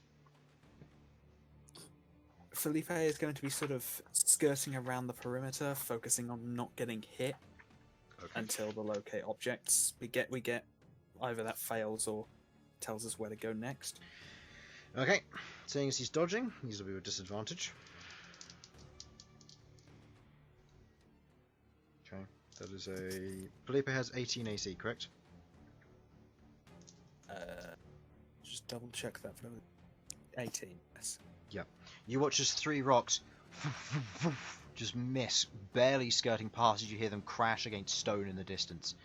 As you begin to hear the creatures shouting out as one of them just reaches over and goes for another rock, picking it up as it gets ready to hurl and shot put it towards you. Locate object goes off. You otherwise scan the area. You do not detect it anywhere below or nearby. You keep going, not here. Let's go. That's not so Okay. We didn't hear Alexa, anything shut about up. him. Sorry. We didn't hear anything about him turning from what he was Not from what he said. aware. So I think all we can do is keep going in the direction that we Yeah. were. Okay. I mean- make me a survival check to not get turned around. Can I provide advantage with that? You I are don't know. you are currently hanging Right. from the underside. Seeing up into the stars will be difficult. If you're trying to look down to get orientated, you can try, but it'll be a disadvantage. Wait, so my offer to give advantage would be with disadvantage. You'd have to make a separate roll with disadvantage, yeah, because you aren't going to be able to help necessarily. Fair enough.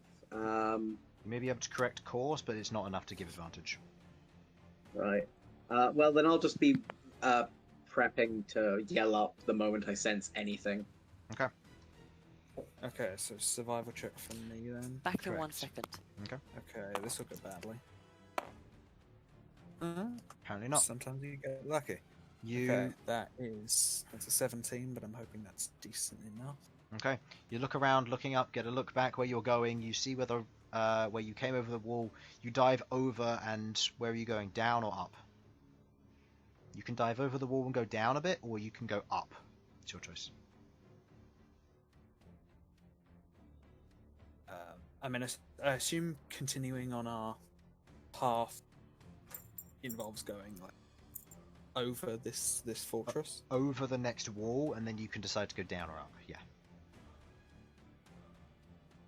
Depends on whether you want to get height to avoid the rocks, or whether you want to keep scanning and go down. This scan's the only chance we've got of finding him at the moment. Yeah, we're gonna have to go low Okay. and just get Felipe to go as quick as possible and try and get out of their range quickly. Okay. Yeah. It's gonna be large because they're giants, but we are. Yep. So again, 2 quick. attacks at disadvantage, seeing as you are out of their range. That misses, and that's 22. That hits. Yes, it does.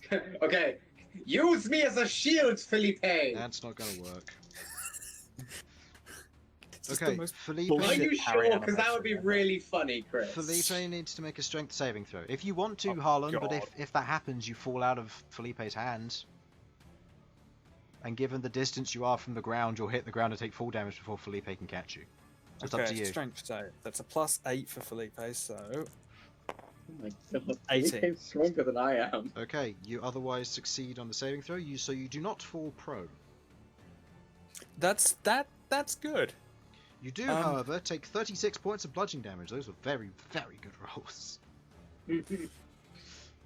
That's good to know.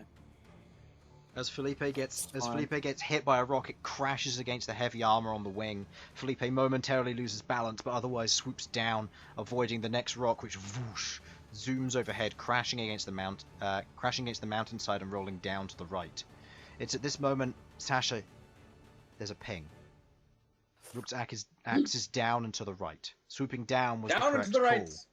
You curve down and right as you otherwise look along the edge. Your locate object pulls you towards a relatively large hole in the mountainside. Given the course of events, Rook, you'll be got to in 3 rounds. Okay, right. Okay. End of all that sequence. They have just had their turn. Rook, it's your turn. You're still blinded. Swing wild. Make them pick up your axe. How long have I got until I'm no longer blinded? 2 rounds. It's this 2 round, rounds. then your next round. Okay. Alright, this entranceway. How tall is it? You don't know, you're blinded. Oh, yeah, sure. Did I not see? Oh, right, I suppose, yeah. Oh. I'd say Okay. from general memory, it's about 10, 15 foot high and wide. So these creatures had to dive in a particular manner to get in. You would have to scrape your armor to get out. Okay, right. I really wish I could see. This is a pain in the ass. Alright, Chris, technically, how long is a ship? If you're talking about what you're talking about, it's 30 foot long, 10 foot wide. 5 foot. If you're talking about 10, the what I think you're talking 15, about. 20, yeah. 10, 15, 20. Could I set up a barricade potentially with said? Potentially, Shit. you don't necessarily know where you'd be setting it up, but you can try. Okay. Alright. Things are getting a little desperate. I mean, honestly, I could probably take one more hit before I go down. And yeah. So I am going to grab a box out of my bag, place it in front of me, and scream ship. Go ahead and roll me a d8. Oh, jeez. This could go badly. What are you doing? Oh, I have fun toys. He has fun toys, he's not wrong. 4. Jeez. 1, 2, 3, 4. So that would be here. Okay. Okay. None of the rest of you see this, and you may never see this. But Rook, as you place the box on the ground and you shout ship, you don't watch, but you hear the sound of several bats being pummeled out of the sky as a boat unfolds and smacks them out of the ground, lulling onto the ground in front of them. I'll say these two are incapacitated for now, so they're not going to be able to attack you. Right, yeah. But it's otherwise gone this way. Not gone quite where you wanted. Okay. Can I fill said ship? You can. That takes an action to activate, by the way. Okay, right, excellent. I am going to wedge myself between a wall and a ship, so it'll probably be there, yeah. Okay. Make me a survival check then, please. To try and move in the correct direction.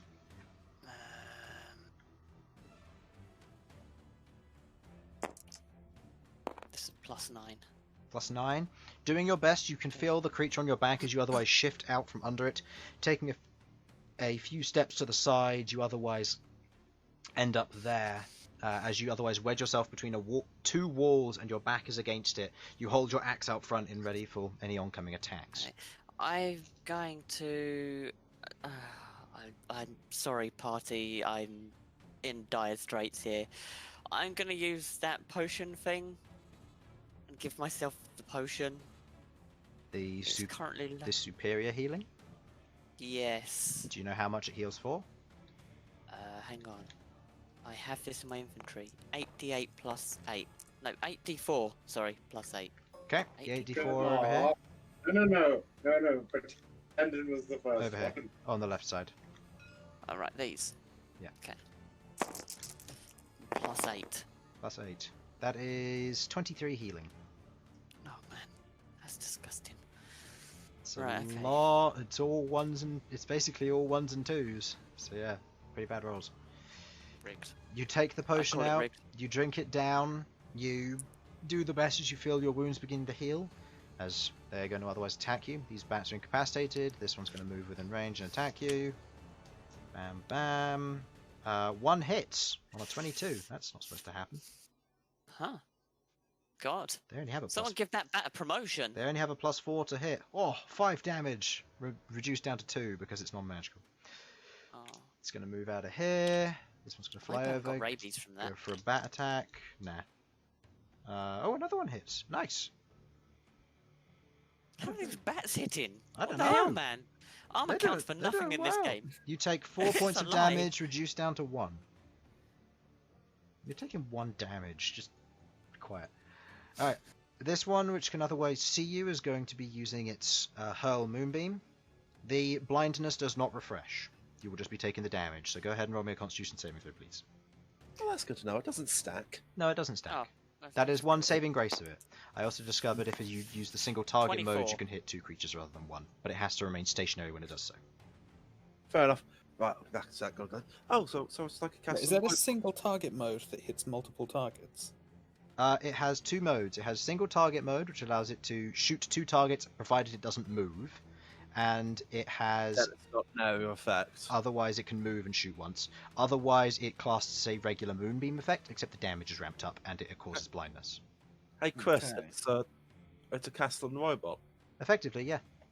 It does equally as much damage to you guys, and it's equally as annoying. Anyway, So that is a success on your Constitution saving throw, so you take no damage. nice. And this one is going to again attempt to attack you while you are blinded. So that is a what is there to hit bonus again? That is a 20 to hit. Its bite misses. Its claw misses, but its tail hits. Technically a crit, but doesn't do squat. Nice. You're rolling some pretty. It's with Horrific advantage. rolls. Oh, right. It's rolling with advantage, so there are some good ones in there, but yeah. So that is a grand total of 7 points of magical bludgeoning damage as it slams its tail against the side of your head again. Right, nice. At this hey. point, you would go to feel its presence. It otherwise is no longer there, as it is going to use its short-range teleport. Dickhead. Okay, I'm onto you. your turn. You're otherwise Okay. backed into a wall. You can hear the bats screeching around you. You don't feel any presence of any creature around you, and you're otherwise blinded still. Okay, right. Still blinded. Oh, story of my life. Okay, right. I've got 1 round left to blind, haven't I? You have indeed. Alright, I'm just gonna polish off the bats that are fluttering around me, because they're annoying. Go ahead and make me some attack rolls with disadvantage. Let's just go with 1, 2, 3. Then 1, 2, 3, like the original book. Sure thing. Disadvantage. You're still blinded. Oh, right, yep. Sorry. I thought I had them selected. Apparently I didn't. It's fine. Plus is what? 11. They all hit. Cool. Excellent. Yeah, they have an AC of 12. They're bats. Go ahead and roll Alright. damage, please. So they'll be in the same consecutive order. Yep, sure thing. So, Okay. 2. 1, 2, 3 starts with red, then green 1, then green 2. Okay, I'm gonna separate these up a bit because I've got to re-roll this. So it's 22 damage again. Oof, that's Roll not as that. good. Oh, sorry. 14 plus 6 on that one. Do you know what the number was before? I believe it was 6 and 3. I believe. On which ones? These two? No, this end here. This end. This here. one, the middle one's perfectly correct. I Okay. re-rolled the one. Ah, okay. So 14 plus 6 is that. So that is 20, halved to 10. And then the other one is 8 plus 6, which is 14, halved to 7. Okay. Taking some hits as you begin to carve more bats out of the air, but that's about it. Their turn comes Okay. around. Oh. I'm going to use my bonus action, and like the benevolent god I am, I'm going to use Cure Wounds on myself because it's the only Cure thing Wounds I is can an do. action. Oh, is it? Healing Word is a bonus action. Huh. Right, okay. I did not know that. Well, you haven't actually got it written down because I've not got a space for that. Okay, alright. I Okay. am just going to take a potion of healing, a small one. Go ahead and I go have ahead and roll the spotted healing. it. These three are going to attack you, starting with red, misses twice, green, misses twice. Oh, it has 2d4 advantage. plus 2. Never mind, and misses as well. Okay. This one's going to move, scuttle over to here. Plus 2. 3 and 4 plus 2. 7, 9. Cool. Okay. 2 more hurl moon. Ooh, no. Yes. 2 more hurl moonbeams. No. How many No. moonbeams do these guys have? No. Holy crap! The blue one's going to hurl moonbeam. The red one is going to not do anything. Okay, go ahead and roll me a Constitution saving throw for the hurl moonbeam, please. I hold these things off as long as I can. That's 22. Okay, you succeed. Nothing happens. Okay. End of that. Beginning of your turn, you are no longer blinded, and you begin to hear the sound of loud flapping past the wall of ice, as your party will be arriving this turn. Hey, guess what, guys? You're in trouble. Backup's here. Nice. Alright, well, now that I can see, and I am in a particularly bad mood, because I've had some guy smacking me in the head several times, I am going up here, and I am going to go crazy at blue guy, as well as probably taking attacks of opportunity, because I've run away. Okay. You're going to go there. This gets pushed back. So it's on top of you for now, but I'm just going to shrink it in size just to do that. As the red one casts Wall of Ice. I am sick of this ice! So that one gets pushed back also. No available space, so I'm just going to shove it over there. How tall is this ice? 10 foot tall. It's nearly 10 foot reaching tall? It's nearly reaching the ceiling. So I can look over this then? Just about, yeah. Alright, fine. Can I see the red guy? Yeah, you can. And you watch as he otherwise pulls his claws up, and you watch as icicles begin to rise from the ground, forming a wall around you. I actually need to check I got the length right, real quick. Because it might go all the way around you. Otherwise, go ahead and take your turn. Alright, okay. My gauntlets, can I invoke them and shoot all the stars in one go? Or is it invoke them, then shoot the stars? Invoking doesn't take an action or anything, it's just you spend your action to fire them if you wish to fire all of them. Okay, alright. I'm going to evoke the gauntlets by pointing to the sky, which apparently is going to be the roof, so... And, scream out, stars of the night sky, come forth. And then I'm going to do, and taking influence from the greatest person that I know when it comes to magic, Elsyan! And I'm going to finger gun the bat, the red one. Because he's an arsehole and he's dick. And Okay, I hate you're the firing dickhead. all of them You're at him? gonna finger Yes, the I am. asshole in the dick? Okay, No. shall I... Okay, so how many things are you firing at him? That's all of them. How That many? is 6. Okay, 6 saving throws. Yeah, That is 15. DC 15. Yeah. Okay, that is 1 success, 2 success, 3 success, What an arsehole. 4 success, 1 sec. 5 success, 6 success. These things have a high dex. They have very good dex, actually. I like these decks. Okay. I'll describe it again when Rook comes back. Actually, no. I have to wait till Rook comes back. Alright. Next up in initiative. I'm back. Welcome back. Next up in initiative, you guys are all landing. So at this point you can start moving in. Rook, as you fire all of the meteorites at him, You watch as it otherwise doesn't move, as the fire licks over it. It is immune to fire. Asshole! God's sake, everything's immune to fire. Why do I even bother with these gauntlets? Wait, what's Jeez. immune to fire? Who's immune to fire? Bats. No. Oh, What? Fucking bats. oh, these are weird things. Okay, I'm getting a weird sense of some devils in this. That's what my gut is telling me. You would But be my gut right. also yeah, I get a sense that these may be a modified ice devil, They're not actually. aren't they? They're not. No. I mean, Horn devil. I'd Abishai. No.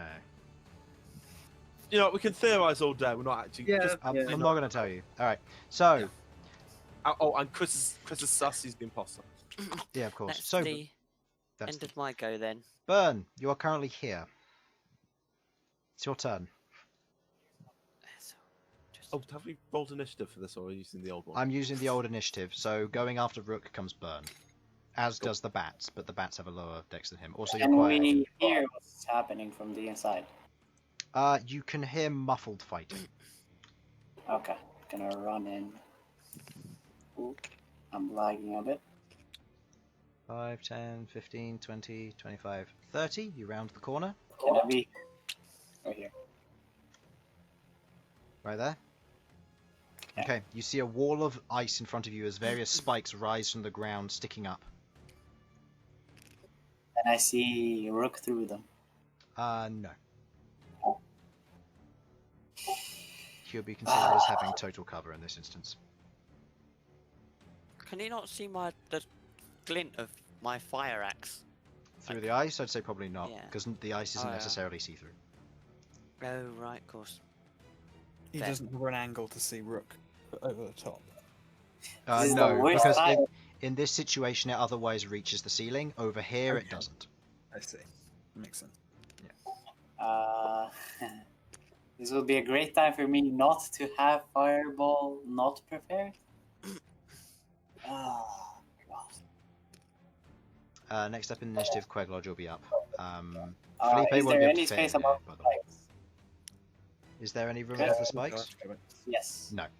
Spikes reach the ceiling in this area. This year.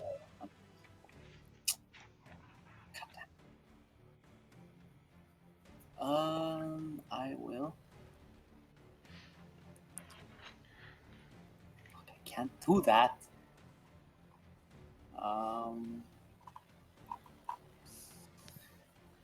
At this point, I don't really have any spells to destroy.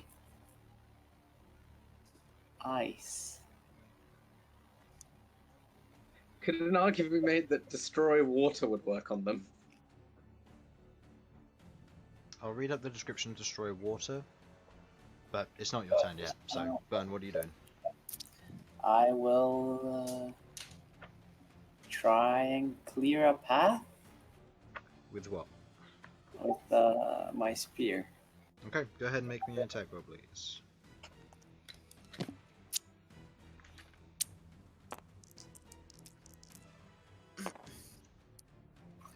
That is a plus 12, so Oh, its AC is 12, so as long as you're not rolling natural ones, you hit. okay. Yeah, So I got go a ahead. 9. Go ahead and roll damage, as Yep. will I. Does do damage. Same roll again. So. Oh, this stuff is psychotically evil. It's a good spell. What even is this? Wall of ice? Ice Wall, it's 6th level. It's nasty. 23 for the How much? 23. 23. Your spear otherwise digs it in, creating a large chunk and carving it out as the spear takes 39 points of cold damage. 39. Okay, well that's not happening again. I know that feeling.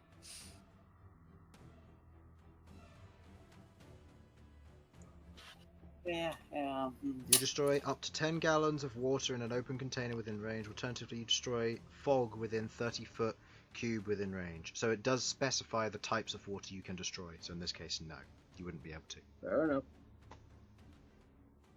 Worth a shout, though. Destroy any part Worth of a the shout, wall or you not? are right with that. This is the one situation in which 4 elements monk would be really powerful. We found it, guys. We They found literally it. have an ability precisely for this. Yeah, they do. Do I Finally destroy find any the part of one the time they're actually Hold on. useful. It's Bern's turn. Bern, what are you doing? Did I destroy any part of the ice or no? You haven't gotten through its full HP yet, no. After you do a certain amount of damage, you'll break through the ice. Has more than 23, that's all you know. Okay, well that's not good to know.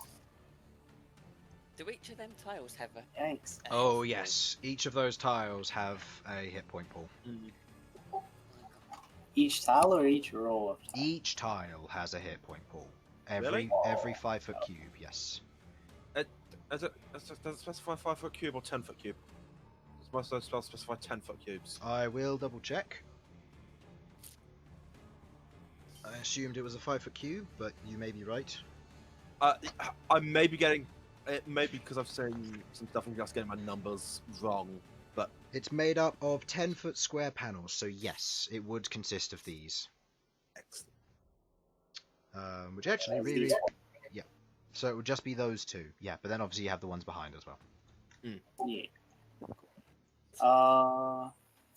I'm quick and Does that mean spelling that, you know- firebolt on them then. Quick and spell Firebolt. Go ahead and make an attack roll. Fireball! Firebolt, not fireball. Fireball! I hate you. So that hits. Yeah, I think so. AC's Yeah. 12, so probably. Yeah, that's plus 12 to hit. Go ahead and roll the damage. Pew. Fire. You can still Pew. technically not do this. It's vulnerable to fire damage. Actually, no. It's not vulnerable to dire damage. What? I think it would It's be. not? You'd think it would be. Oh, but that would require okay. them putting in more than a handful of vulnerabilities into anything. Wait, is this Wall of Ice? Ice wall. I think. Sheet of frigid air. No, it's Wall of The wall is an object that can be damaged and thus breached. It has AC 12 and 30 hit points per 10-foot section, and Yep. it is vulnerable It to fire. is vulnerable to fighters. Yep. Okay. It's hidden in the middle of there. So yeah, that breaks the panel. I knew I'd read that somewhere, and I think Hang that the stone one is vulnerable to bludgeoning or something. It's- Probably. Oh god, I just realized there's an entire above area to this place. Upper section, yeah. Yeah. It's fine. We need to save Rook. That's our only objective here. Okay. Oh, Well, the that's next- my turn. The next Queglod. part's broken, so. Queglod. Right. Sorry about that. It was me. Where am I entering? You are sliding down the hole now as you reach there. You see Bern go around the corner. The spear shoots forward as he then proceeds to throw a firebolt at whatever it is. Felipe is back to small. Let's see. 5, 10, 15, 20, 25, 30, 35. Yep. You see the 5. large sheets of ice ahead as they otherwise encompass the surface of this area. Right. Well, I pretty much have to cast Shatter. It's a question of figuring out where. Because I don't necessarily know where the wall stops and begins. Yeah. You also don't know where Rook is, so at this situation you'd probably just need to try and hit as many panels as you can. It's a point within range, so thematically Can- you'd can only you give me really be able the, to target there. Point Yeah, wise. can you give me the... What It's radius is it? 10 foot radius. 10 feet. So that. Okay. So Yeah, that's realistically the most I can do, Yeah. which is amazingly convenient. Yep. So that works out brilliantly. Okay, Um, so Constitution saving throw for a wall with a +0 to its con, disadvantage, natural 1. Mm-hmm. So go ahead and roll Yards. your damage. 5d10. Does it do any additional because of its being non-animated stuff? No, it was just disadvantage on the save. Yeah, that's 5d8 for that. Okay, something else to note, as you watch as Bern destroys the wall, as he does, a layer of frigid air otherwise remains in place. Duly noted. But frigid air is not physical barrier. So, It is not. 21. 21. Does it take any extra? The fuck is a frigid air? Frigid is It's cold. air that's Air is cold. air. It's fucking cold. Yes. Is the technical term. No, there's no bonus damage. It just meant disadvantage on the save. Okay. I will say, because of the natural 1, you'll break through this sheet. But the other sheet behind is otherwise a little bit more intact. You can see Rook on the other side as he's flailing with bats around him. Rook, at this point you hear a large cracking and shattering sound behind you as you see your allies on the other side of the wall. Ah, nice. Happy days. Malcolm's still catching She'd up. already taken damage. Sasha! Actually, no, that does make sense. That wall had already taken damage, so yeah, that makes sense. Sasha, you move into the fray. 15, 20, 25. What can I see? Bern's ass and a wall. Ah, My splendid ass. Given the angle, you probably wouldn't be able to see that, nor would you really be able to see the ice wall. right. Going to use my action to dash. Da, da, da, da, da, da, da, da. Do I see?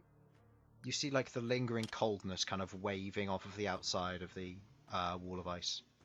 And now Rook's ass. What does it cost for me to do something? That's just a butthole. A giant It's ass. just a giant ass. No, fuck it. I've not got any bonus actions really. Oh no, I do. I cast spiritual weapon. Holy shit. You know, it's the best spell in the entire game. You know, spiritual weapon. Everyone loves it. You love it, don't you, Chris? Spiritual weapon? Okay. Sorry, I was I'm casting it at fourth level. I was replying to something. What happens if we all die and the campaign stops here? That's not what I was replying to, but sure. So, smash fist, smash. There's your spiritual weapon. That's metallurgy. That's Burns. There you go. Smash with hammer smashes. Go ahead and roll me attack roll. Probably gonna hit. Hits. Damage. Yep. I did it at fourth level, so 2d8. that is 2 whole d8s. Okay. It Oh, smashes. boy. It smashes the wall behind. As it does so, you watch as the frigid air otherwise spills out across the area around Rook, as it otherwise remains in place. The ice now encapsulating this area. Right. Hi, Hello. guys. Hi. Quick thing. The fuck?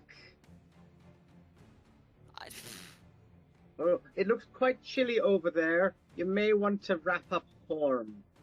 Speaking of which, attack rolls on Rook from the bats. That hits. How are these things hitting me? They got a good AC. Well, good to hit. That is 2 damage reduced to 0. Actually, no. Is it a minimum of 3 on that feat, or is it just it reduces it by 3? I think it just reduces it by 3. Yeah. I've been doing it that way. I'll leave it that way. Okay, it does. They do new damage as they try and hit you. These things turn, seeing what's happening behind. Yeah, it's got more targets. This thing's going to hurl Moonbeam at Rook and Sasha, as it's going to otherwise fly up to shoot at both of you. This one is going to do the same, moving over here. This one is going to fire at Rook and Queglod. God, Oh, they can see over the ice. They can, yeah, because the ice around here does not reach the ceiling. Ah, okay. Both of them are 16. Well, one's 16, one's 22. Okay, they both succeed. No, it's Oh, I know. these two, the middle ones. Oh, One's these... 16, one's 22. That was a 6, I remember. Yeah. Yeah. So 16 just succeeds, and the 22 succeeds, so you take no damage. Sasha and Queglod, Oh, what am I making? Constitution saving throw, please. Sasha, you succeed. Queglod, you succeed. Dummy thick. As Yeah. the moonbeam otherwise hits, you otherwise streaks across your form as you feel the pain across your surface. The creatures at this point begin to speak in an unknown language to all but Bern. As they begin to speak Celestial. Oh, great. As they say in Celestial to one another, "Ah, they found us. Get back to the meeting point." And you watch as the two of them otherwise fly off. Dicks! How much damage did we take from that moon? Whatever. None. You succeeded the saving throw. Oh, okay. Yay! Yeah, it's save, no damage, or otherwise nothing. Okay. Cool. End of their turn. Elsyan, you enter the fray. Excellent. I've got one important question for the party members that are here. Who would like to breathe fire? Well, I mean, you know, In the distance. These guys are immune to fire. Who would like to breathe lightning? okay, no, someone else can do that. Fire's my shtick, but lightning, I got nothing. I want to kill Dick. He's really irritating me. He was so annoying. The whole journey just ignored me. Okay, you know what? These guys can't decide, so I'm going to cast Dragon's Breath on myself. Okay. Nice. Yes, which means I can now breathe fire. I am going to cast it at... Oh, fuck it. Let's do it on a 1-up. Specifically fire? Lightning. Okay. So I keep saying fire, because Nope, that's the most... I just wanted to clarify, given what the information you've just been told and all that. What I said. Yep. Actually, it was in my spell list, I swear it was. It's not in my spell list. I can't do it. Oh, no. Am I blind? You were. Just tell me I'm not... You aren't anymore. 4 rounds have passed. No. I hate you. I don't. Ignore that. I thought I did have Dragon's Breath. I don't. I pinned that for a different reason, for a different thing. Okay then. Oh god, the rest of this. That's Mateus. It was Mateus. Anyway, I got nothing else I can do. I'm immune to fire. That sucks. So sucks. That's my plan out the window. I had a plan and everything. Well, one of them was immune to fire. Apparently, the other one got hit with your fireball, didn't it? And it actually took damage or something. What is my move? You couldn't tell how much damage it took because it was invisible. Oh, we couldn't. Okay. Look, I don't want to risk it. And quite frankly, I can't do... I don't want to be spending, like, spell slot spells on this to break through the ice. And also, I don't think Ray of Frost would do anything to it. Actually, is it immune to cold damage? I don't know. Can I get by on a technicality? I'll say that it's immune to ice because it's made of ice. Oh, okay. I'm not immune to punch damage, but I'm made of flesh. That's not how that works. I think what Harlan's more saying, if I smash ice with ice, the ice will break. It doesn't say that it's immune to cold damage, so I'd say, yeah, sure, go for it. Fuck it. Okay then. Hey, Bern. Everyone, What? duck. As I'm gonna cast, Ray of Frost. On that. Duck! What? Hey, Up what? there. Where I lagged. There. Okay. I can't duck. Is it a save? Is it an attack roll? I believe it's an attack roll for Ray of Frost. Okay. Go ahead and make me an attack roll. This thing has 3/4 cover because Rook's in the way, and if you roll high enough to hit it, but lower enough to not hit it, then you will hit Rook. Oh well. Good luck, Rook. I pray for your soul. I survived an onslaught. I got shot up the arse by Elsyan and possibly killed. Make me an attack roll. Fuck me. And the spell attack modifier is a 12 plus my spell attack modifier, Which is your intelligence plus your proficiency, so that's plus 10. That's 22. You hit the wall and not Rook. Oh my god. Go ahead and roll your damage. Yes, damage. That's a thing that it is. Oh wait, no. Oh, it's 3d8. Yes, because you're high enough level now. Yeah, I keep forgetting to do that with cat. Not that it mattered. 9 points of damage. Okay. These 9 points of damage to the sheet of ice here, otherwise denting it as the ice streaks past, it strikes into it, as bits of ice now mixing and melting together, otherwise crumble away as the ice is no longer the same ice. Let's go with that. Wait, so I replaced the ice with your own ice, and it didn't like it. Yeah. Okay. These bats are going to disengage. That will fail. Do you wish to sentinel? Yeah. Damn right I do. Go ahead. Make me an attack roll then. You are no longer blinded, so just a flat roll. There's a natural 1, however. as you go to swing at the bats, you miss. No. Wow. Okay, they're otherwise going to disengage and disappear into the walls. Rook, your turn. Well, it would be my turn when I'm eating, wouldn't it? Alright. Well, I'm not going to fight these things, because last time I fought this stupid wall, I took 39 points of damage. So... Can I still see these guys? Over the wall? No. They're just there because I'm not going to move them into here, just to show the direction they're going. Okay. Alright. I am going to cast Cure Wounds on myself, because why not? Okay. Spend an action, that's a d8 plus your wisdom, which is +1, so go ahead and roll that. Awesome. Is that all you're doing? And I'm going to take a small potion too. Okay. Blue Because bats I'm are going having to... a bad time. Okay. Blue bats are disappearing. So that's 5. And... Bern, your turn. Hello. 2,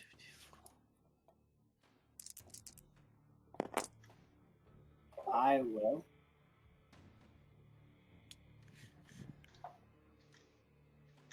Okay. Roll me a Constitution saving throw, please. Oh yeah, frigid air. Whatever. Frigid air. Yep. As a success, so you will take half damage. You take 9 points of cold damage.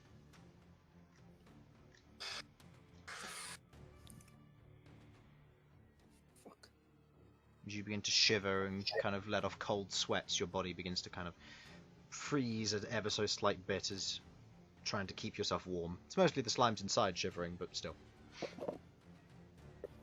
Ah, yes. What do you want to do? You said 9, right? 9 damage, yeah. Yes. 9, yes. Okay. I will. I heard them talking, so I'm just gonna yell out. They're running away. Chase after them, and which part of the wall looks damaged? These bits. This one. Okay.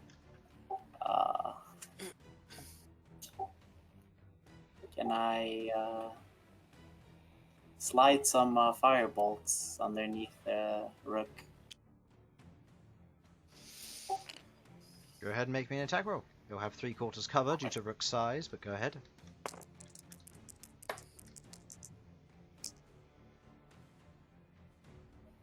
That is a 18. 18 hits. Cool. Go ahead and roll damage. 1 less and it would have hit you. Just FYI. Rook's standing there, a single bead of sweat is rolling down his brows, just like my party are gonna kill me more than these bats. Okay, boof, boof. Those two, the panel otherwise melts away, leaving a kind of a layer of coal there. Oh, thank God. I can get through. Okay. Okay. How many? 5, 10, 15, 20. You've gotten to there. I can't squeeze, so. No, it will be disadvantage. Difficult terrain. Is the frigid air like the first time I enter into it, or like for every single tile? There's a layer here and a layer here. Seems to be just the first time you enter, and at the start of your turns. Okay, I'll move here. Okay. That's spiritual weapon, not mythology. And I will heartbeat myself. Okay, and you heartbeat yourself. Okay. At this point, I'd say combat's pretty much ended, given that these things have otherwise fled. By the way, has Jamie hit half health yet? I was below half health. I'm actually. What's half of 175? Half of 175? Yeah. Maths, how? It's like 87. Yeah. I'm on Yeah. 87 HP. And that happened this turn? No, he went back No, up to no. 87 this turn. Yeah, I've Oh, gone okay. back up. I've been. I mean, I dropped. Yeah. Okay, I need you to gain 1 hit point and then lose 1 hit point. Okay, first of all, going back through the initiative, Queglod, would you like to do anything? I mean, I want to move up. I don't want to push too far ahead of the party, but Okay. I can't get past a Rook without dashing, which puts me. Yeah. I mean, I can get into this whole main area, but that leaves me out of my action, and that's quite a precarious place to stand when you are. There's nothing in this room now, is there? Doesn't look like it. All the bats have fled, and the larger bat creatures are otherwise not anywhere near. Well, I do want to give chase. Yeah, same. Okay, roll me a Constitution saving throw then, please, Queglod. Can I finish my movement? Yeah. Go finish your movement first, and then go from there. Okay. As you move into the room, you look up and you see in a set of claws on the top of the ceiling is the large piece of kind of a yellowish gold amber that otherwise sits there, emanating light around it. Assuming that's good for con save, it's 8. So that's 23 on the con save. Okay, so you take half damage, so you take 11 points of cold damage. Okay. Which cut off your armor bag of this, I believe, or is that faded? Yes, because that's still up. That's an hour, so Yeah, so that's fine. I'm still good on. And then the wall of the frigid air takes 25 cold damage, which does nothing because it can't be damaged. All right, Sasha. Okay, this is gonna sound dumb. Where is the Frigidaire, by the way? Right there. Okay. This is gonna sound real dumb, but I'm gonna do it anyway. I'd like to take out my dragon hammer. I'd like to light it on fire with my divine strikes, and I'd like to also cast Searing Smite and try and expel the Frigidaire with a wave of heat. So you're using one of your munitions? No. I'm not using one of the actual munitions. I'm using Searing Smite. Okay. You swing down with the Searing Smite through the frigid air. The flame begins to kind of die a bit, and the ice frigid air persists. Well, motherfucker. Alright, I'm just gonna walk through it. Okay, that was your action. So 5, 10, 15, 20. This is as far as you can get, because you can't... Oh no, Searing Smite's a bonus. You attacked it, actually. So bonus action. So that's as far as you can get, given you attacked it. So make me a Constitution When saving throw. I said attack, I did wave it in the air, basically. Still an attack. Go ahead and make me a Constitution saving throw, please. Alright.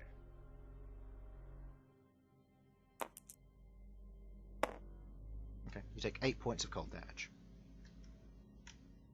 Okay, next. And guys, I'm Elsyan. still not bloody. So Elsyan, you see your party otherwise backed up behind Rook, otherwise in the frigid air. Let's out an audible sigh. Elsyan doesn't know what to do here. He doesn't know how to get past. He can't enlarge reduce. That's the entire reason he would make himself small to run between their legs. And they're in the frigid air, correct? Correct. Frigid air starts. What's that, guys? Can I get past Rook? 5, 10, 15, 20, 25, 30, 35, 40, 45, 50, 55, 60. You can get to there, but that will be frigid air. Unless you got more than 30-foot move speed. I've got 40-foot move speed. Because you got the ring of speed.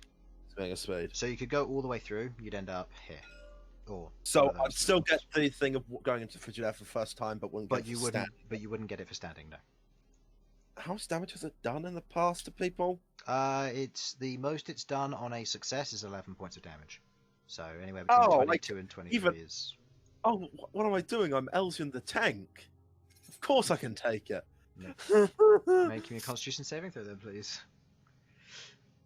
If you're running through.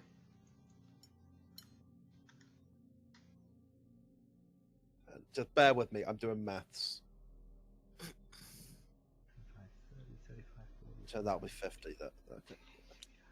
Yeah, there would be 70 feet. There would be 70 feet?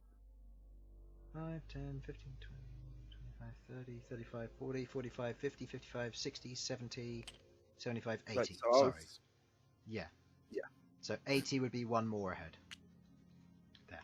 Yeah. Make me a Constitution saving throw, please, for the ice. Or the Keep trying to reach my Frigidaire. dice. I've got herb. That's That's not how this works. not. Oh, hello. Total? Total 16. You just succeed, so you take half damage, taking 8 points of cold damage. That's a lot of damage, and that's a lot of lag I'm experiencing from everything. My stream's okay, thankfully. Alright. Okay. It's not BT yet. Alright, Rook. Alright, I am going to follow suit. I mean, I assume we're going to leave the amber until after we've dealt with these guys, because, yeah, up to we you. need to kill these. I mean, I'm just going to supply for a sec. Like, right, yeah. So, they were fully aware that I was sentient and not a cow, and they were still more than willing to eat me. So my concern is if we don't kill them, they might actually go back for the villagers. So altruistic. Do we need to save them? Well, suppose we considering we don't. just had been in court with the Emperor, it's not going to look too great if it's like, oh yeah, well, we saw them, but we ignored them. Shall I assume you've all moved through? Yeah. Okay, so I need Bern and Sasha to make me more Constitution saving throws, as I do with you, Rook. I will say, y'all got this. I'm getting that fucking amber. I'm gonna yell out that they said they're gonna go to the meeting point, so there might be more. I don't know if we want to Okay, chase. Rook, you take 9 points of cold damage. I am actually Sasha... going to call out. Sorry, no, continue doing that. I was going to say, Sasha, you need to make me a con save, as do you, Bern. Did I fight? Oh, I You did succeeded. fail. You took 9 points. It was just half damage. Yeah, I'm good. Success Okay, and I'm- success. So Sasha, you take 8. Bern, you take 8. Again. Okay. I'm always getting. Okay. Just So, 78 so damage. Sasha, as you look up, you see the amber. It's otherwise embedded in the ceiling with the claws wrapped around it about 20 foot up. As you're looking around you with with the light that this is emitting, Rook, you kind of look ahead. You can see the pathway leading on. You see a large number of otherwise ruined walls, the looks of early housing of some form, and a statue which is otherwise mostly marred and scarred, with the wings otherwise torn off and broken to either side, of an angelic form. Is there any writing on it? No. If there was, it's otherwise been torn off or scarred. Can I use my spiritual weapon? Which is about to fade. I mean, it lasts for a full minute. I know, but you're moving up out of this. So just rushing Anyway, up and so I'm doing going to use it. I'm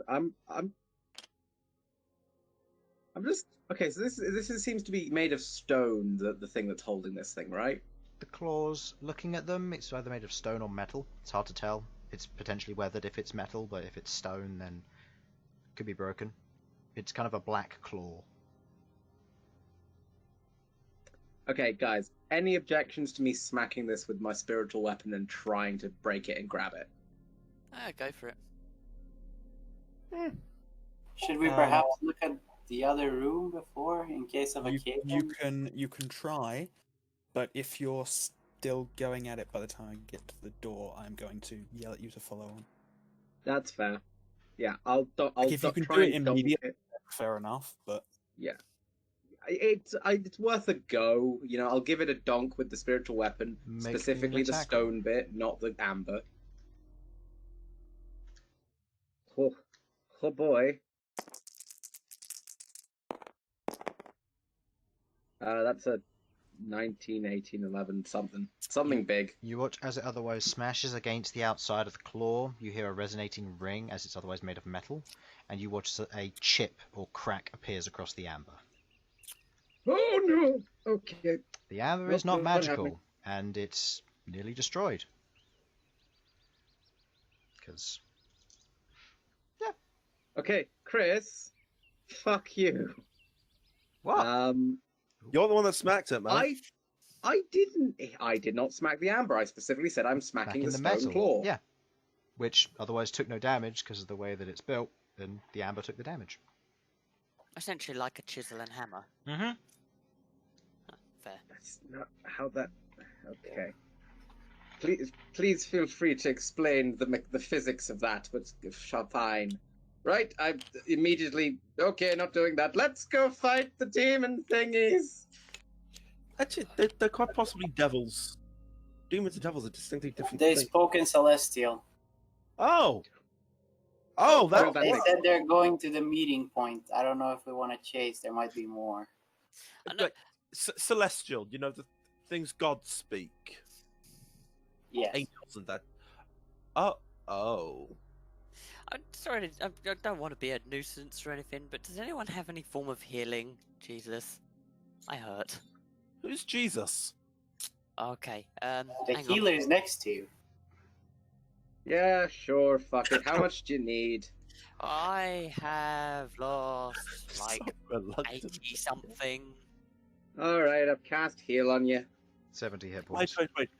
You're worried about only having 80-something health? My max is 77. Well, yeah, fair, but I'm the one that's probably going to be on front lines with Sasha. Actually, no, you'll be there too, won't you, Tank? Of course. Cool. So you cast a I 7th level spell heal, and Rook heals 70 hit points. It's 6th level, but yes. 6th level? Yeah, sure. 70 hit points. So- thank you. You otherwise begin to move up. Okay. Looking at the corridor ahead, you see that the corridor leads forward and curves around into darkness away from the amber, which now has gotten dimmer since the damage it's taken. We can repair. It's fine. Yes, Okay. I have mending. I can cast mending on it. I and it's have not mending magical. too. Yes. Who's You will going mend. first? I'll go first because they can hide behind me if Moonbeam happens, and yeah. Instead of- Wait. How does this thing have light inside and yet is non-magical?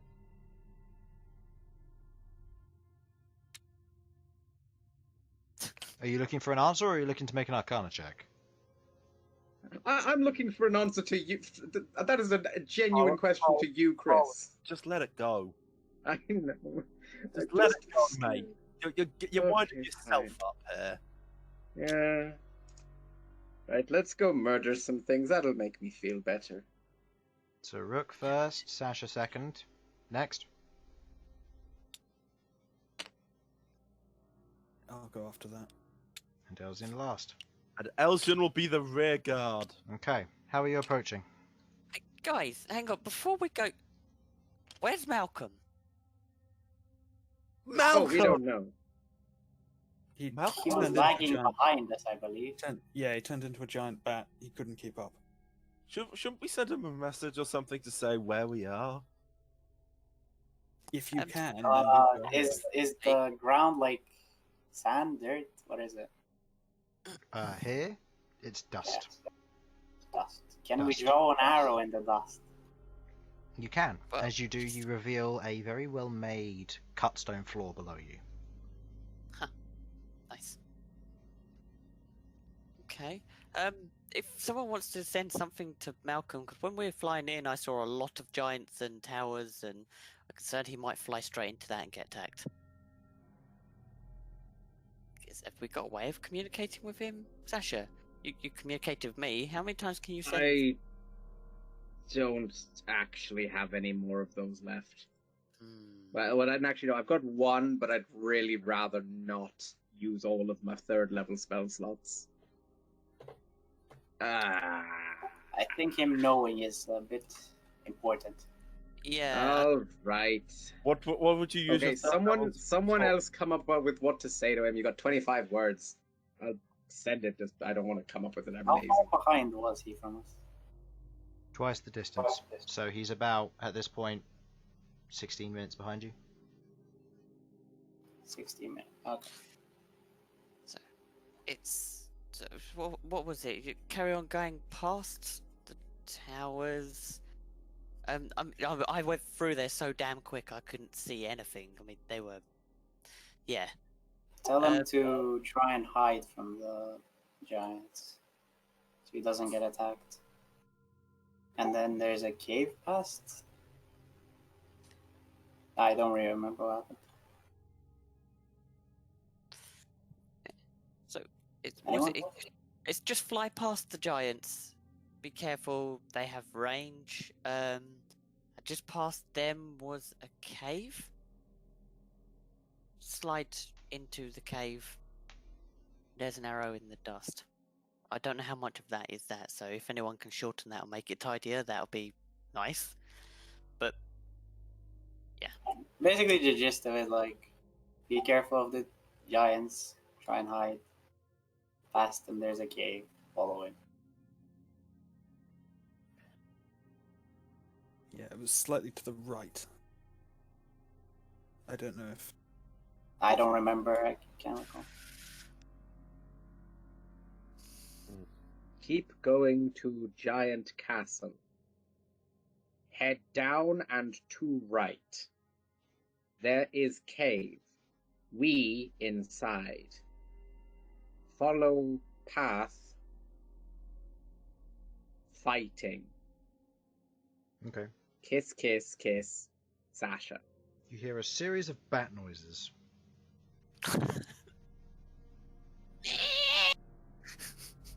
Did anyone speak bats? Technically, he does respond in a comprehensible language.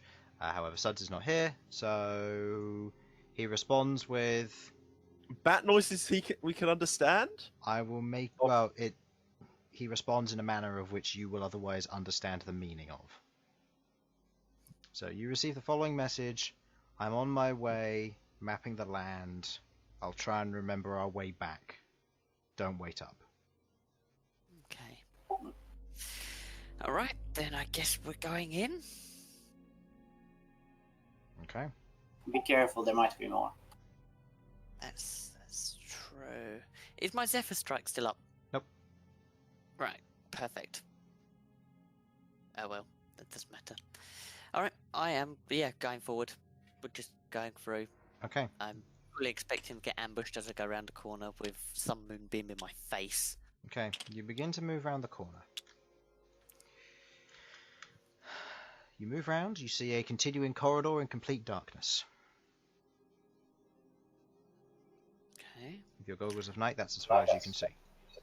Okay, I'm gonna keep going. I'm gonna put the axe in front of my face, so if I see any form of light, I'm gonna cover my eyes with it.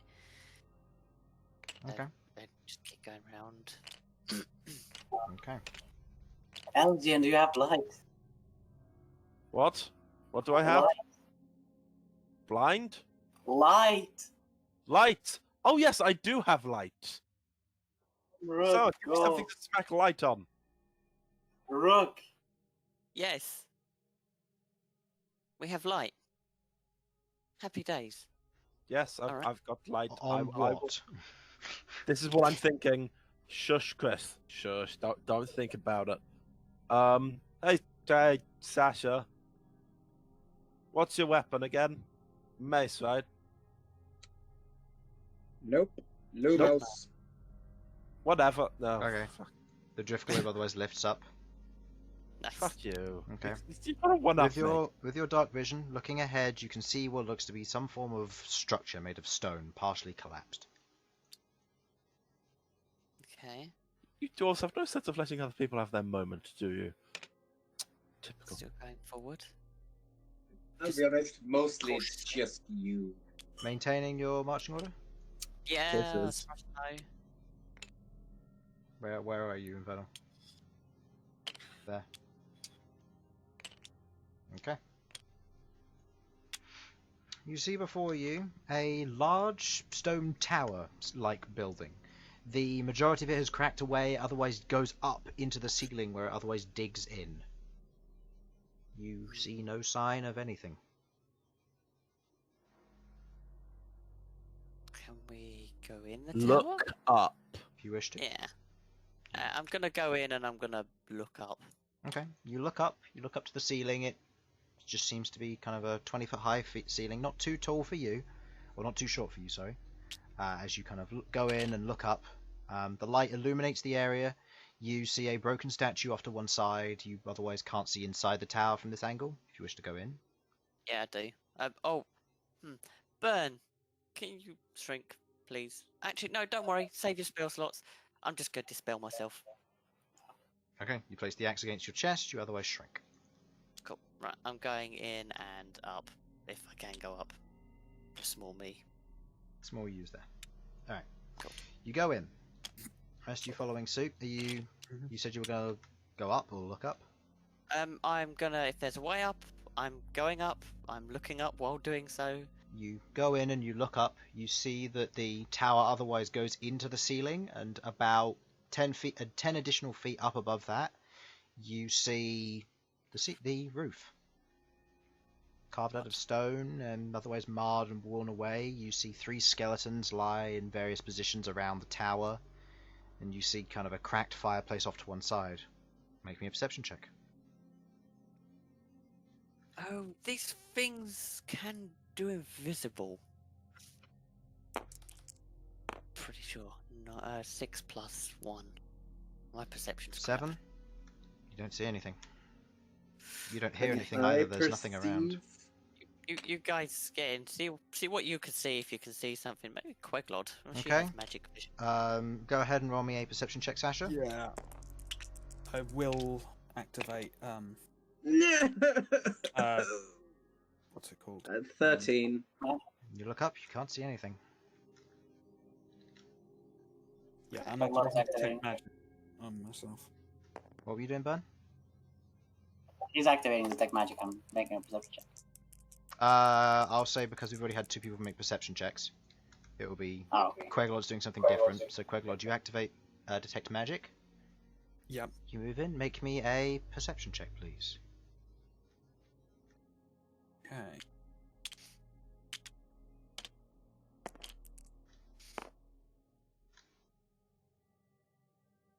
Should be +4 because Levi said 12. You look up into the room as you kind of enter and you look up. You kind of get a look around. You don't see anything. And then there's like a small blip. Something which none of your companions mentioned or seeing as you see a very faint source of conjuration. A tiny bead about 25 feet up.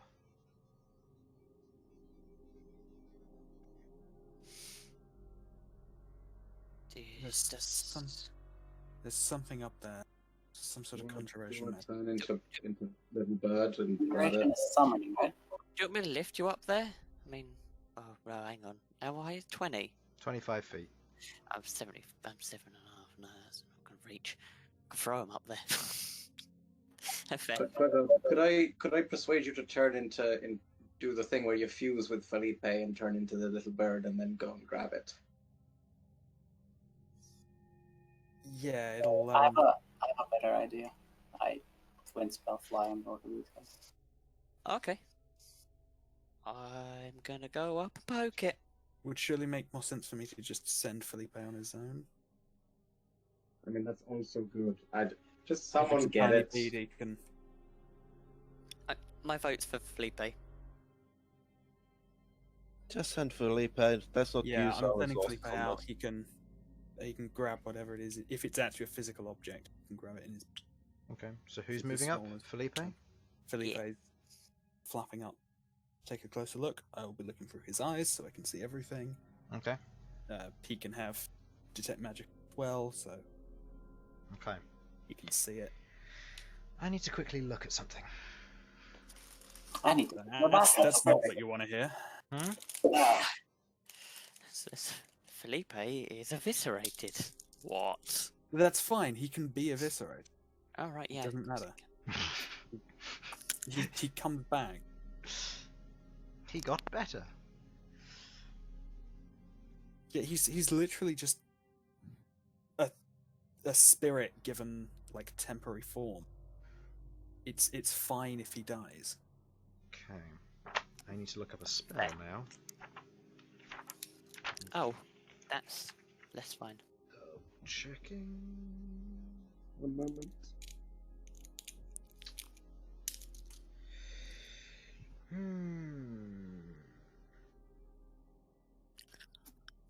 Okay.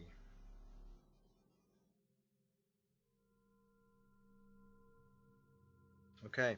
You look through Felipe's eyes as Felipe moves up towards the bead. What's Felipe doing? Taking a closer look at the bead, or He's going to take a closer look, and if nothing immediately seems dangerous, he's going to try to grab it in his beak and fly back down. gets a closer look at it. Nothing of interest. Goes to bite it Okay. with his beak, and your vision through Felipe disappears, and so does he. I'm back. What's happened? Felipe's gone. Did it seem like he just straight up disappeared, or he blown up? You look up, Felipe's gone. Just gone. When Felipe is killed, I have advantage on whoever killed him. He's not dead. Okay, that's what I was trying to get around. Can you do the thing where you look through his eyes? I lost Connection. the connection the moment he touched it. And it's So only we're it's- in limited range.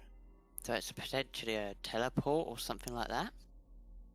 Conjuration, was it? Correct. And it's not. It's still there. Still there. Grab the amber and go through after. Yeah, that's what I'm right. thinking. Yeah. Let's go grab. Let's go Yeah, get the amber. Yeah, mending the amber, then go grab it. And yes, Okay, so you go back. I'm casting mending. If you guys can wait here, I can go get it if you want. If you can. Hold on. I'm going to leave a. I'm going to. I've got some parchments. I'm going to leave a letter for Malcom. This thing has a tie to my axe. I wonder if my axe would release it.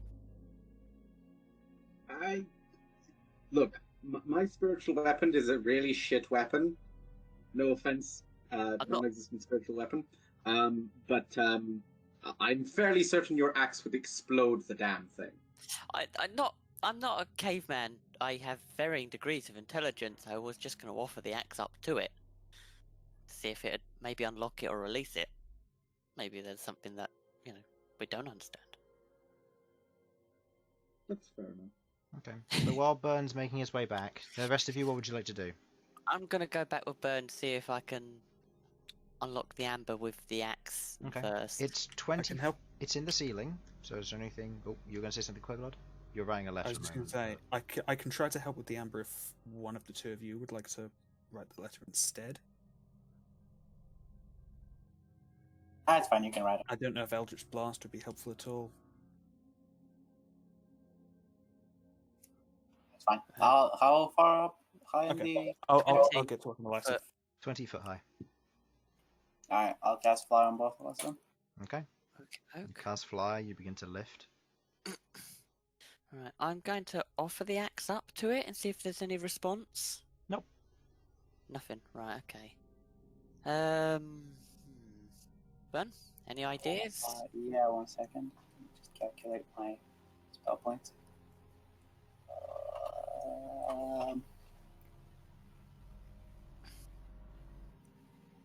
Yep. Okay. Sam, is there anything you or Harlan would like to do during this time? I'd like to go over here and have a look at this statue. Okay. I'm not. Anything? Make me a religion check. Elsyan? Pities. Give me a second to sort something. Just mess around with that stat one. Okay. Not stat. My religion probably isn't amazing. You're a cleric. It's only a +4. That's okay. That's a 15. 15. It's weathered and worn. It's been mostly destroyed. Can't really make out who it might be. But it looks like maybe some form of religious figure. The armor has maybe some relevance to it, but it's otherwise mostly destroyed. Statues gone. It's hard to tell. No murals. Right. If there was, it's scarred out. Tower has no significance or relevance around it. I'll head back over here. Is the like the black thing holding it like this, or how is it being held? Like, is it? So, if this is the Is it on amber, the edge of the claws? if this is the amber, hold on, it'd be better if I do this in a bigger example.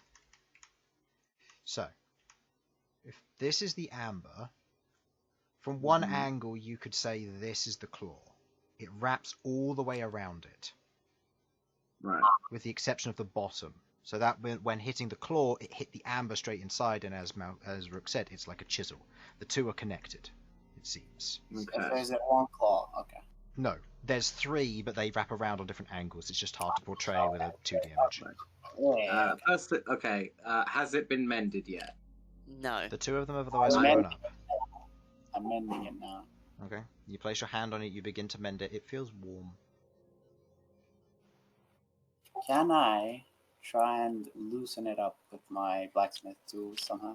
Okay. You take your blacksmith tools, you begin to kind of try and wedge it. It's stuck tight. Okay. It's stuck tight. It looks like the way that it is, the stone is actually built around the amber. Okay. Well, metal, actually, now that you know that. I'm gonna go inspect this while they're doing that. Okay, make me another religion check. Oh.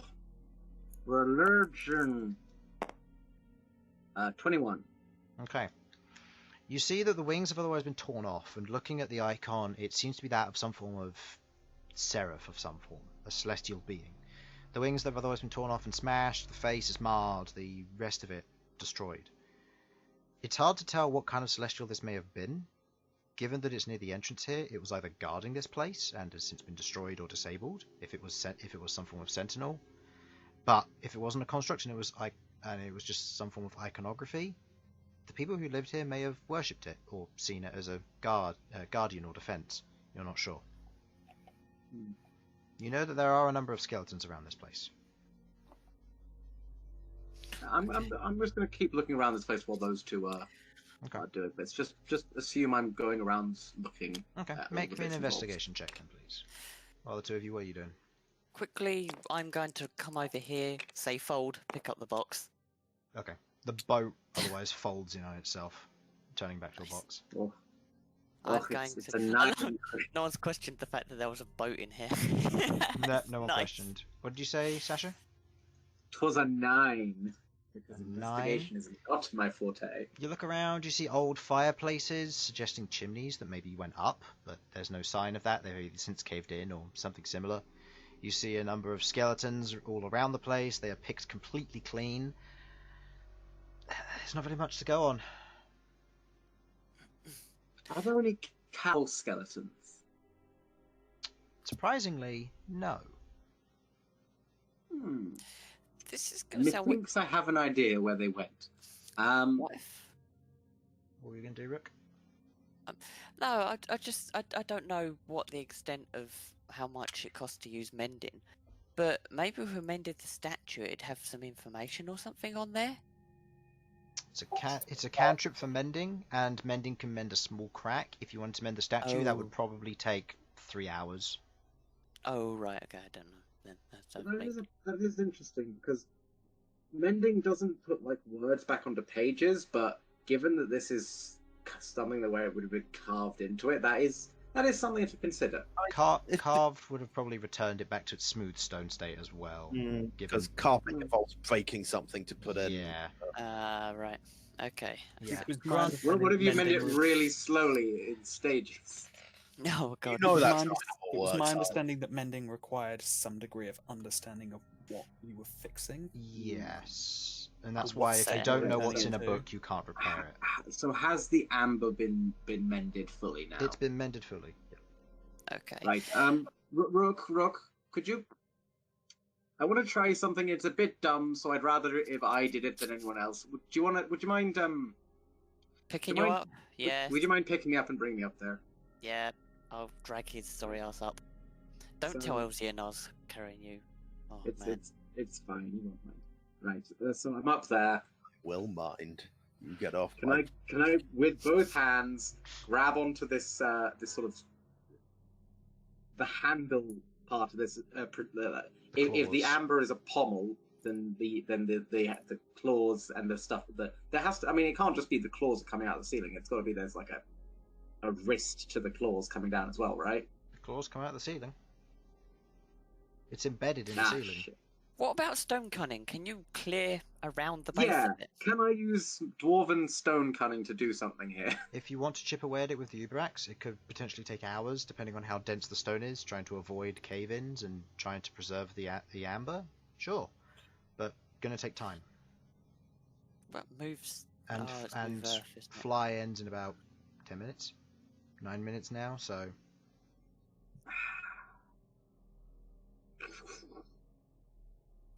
I'm just... I'd say, fuck Queglod, you've it. probably finished your letter by now. Having that they were running away, speaking some sort of celestial. We found. You know what? We got I'm the just amber. gonna We found it. We found some sort of bead that we believe teleports, and we have messed around with it. We've attempted to use it. If he gets here and we're not here, he should do the same and try and follow it. Can I... At this And go moment... to that where the arrow. At this moment, Felipe dies. Okay, interesting. Motherfuckers. Can I mean, touch the amber with my holy symbol? You do. They're both warm.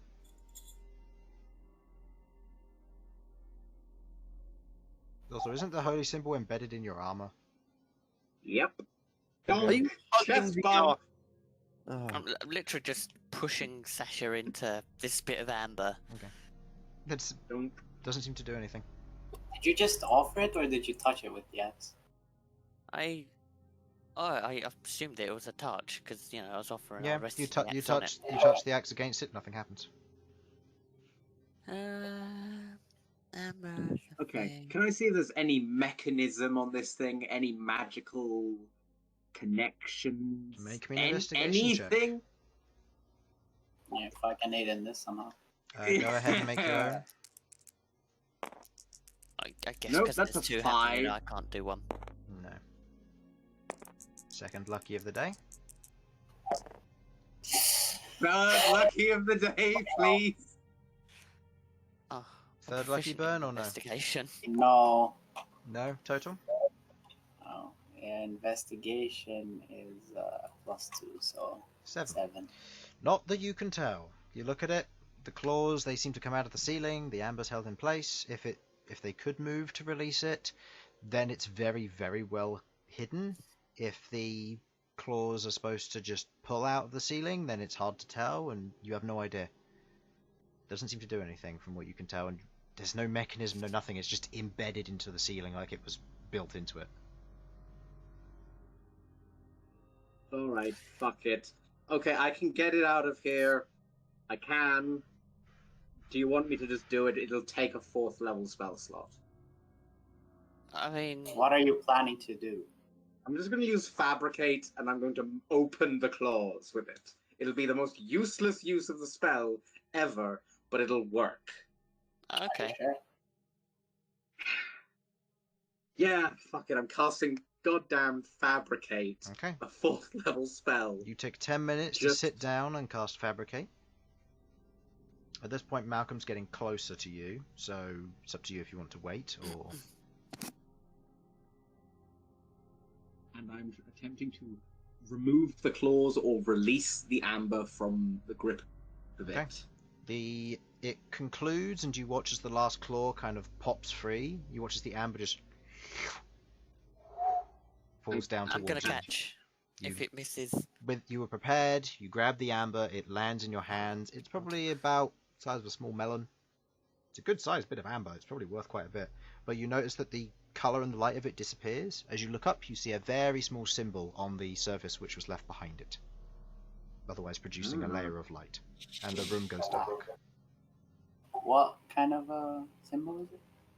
It just seems to be some form of like enchantment on something just to create a light. Yeah, okay. Yeah, effectively this was a light bulb, and you just removed the bulb bit.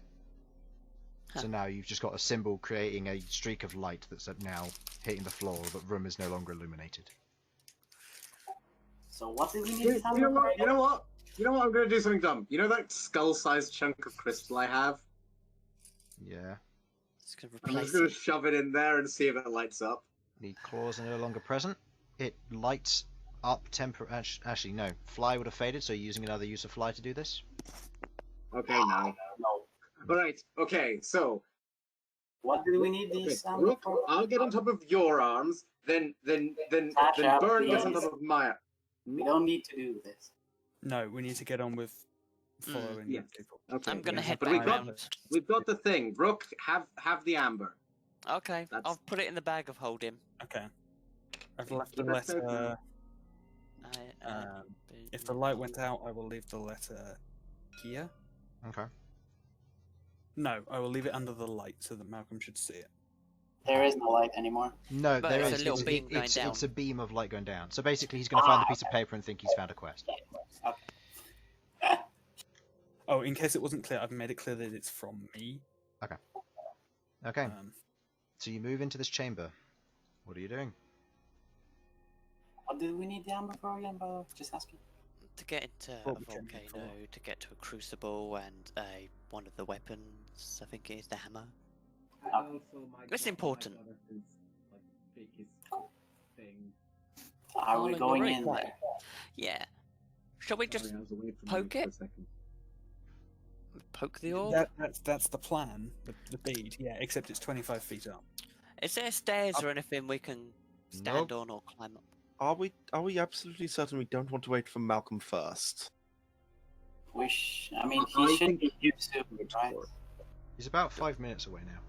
Maybe 4. Do we 5 know minutes this? would be long enough for them. You do, yeah. He was about twice the distance away from you previously. He's Okay. got time to catch up. 5 minutes could be long enough for them to. Yeah. So It's I'm true. getting up there. them Am to I? get away. Can I have They to know use that- 2 of the spell slots? Look, okay. From a purely out of character perspective, do we really want Malcolm to be left out of this fight? I don't think We he'll want be Sudz left to out be to left out of fight. the Depends. If it's 5 minutes, that's 500 rounds. Well, that's 50 rounds. He's going to be gone a long time. And Fair. that's then assuming that he does the right things when he gets here. Hmm. Because he wouldn't Like, know did he- what to do. Because you'd have to stand there and read the letter for a better part of at least 12 seconds. It's a difficult one because 5 minutes is a long time to wait, but at the same time, We already waited 10 minutes. So... You already waited 10 Yeah, minutes. oh yeah, I'd fair, forgotten that. fair, yeah. Yeah, go on then. Point. We'll Okay. wait. I'll collect the letter up and. Okay. You wait We'll 5 just- minutes. Malcolm arrives, the bat screeching. The others arrives unharmed, but you hear the sound of crashing rocks overhead. He arrives in the screeching, you kind of standing in the main area. He otherwise greets you, transforms back into himself, and moves up to greet you. Cool. Excellent. So, Ignore the letter and the arrow. Pretend like they're not there. okay. Alright, I have an idea on how to get us through without using a spell slot. If I take a potion of growth, I can just lift you up to it. I have 5 Queglod. How tall are you? I'll have to lift. I'll be 15 foot at that point, so there'll be 15 5 foot foot, so I something, can. so it'll be 10 foot distance, so he can just do like a little push, and you should be able to Yeah. tap it. How are If that's you what you're gonna doing get to do. past How am me? I gonna get past? I will climb. I mean, yeah, I have quite a good climbing ability. He'll do his I'll I best. mean, you keep can trying. just like triangle jump up. Yeah. I mean, heck, I'm big enough. I'm sure I can get up. Alright. Even if launch off the wall or something. I guess Sasha's going first. Hold on a minute. There's something very important I must do. What is this important?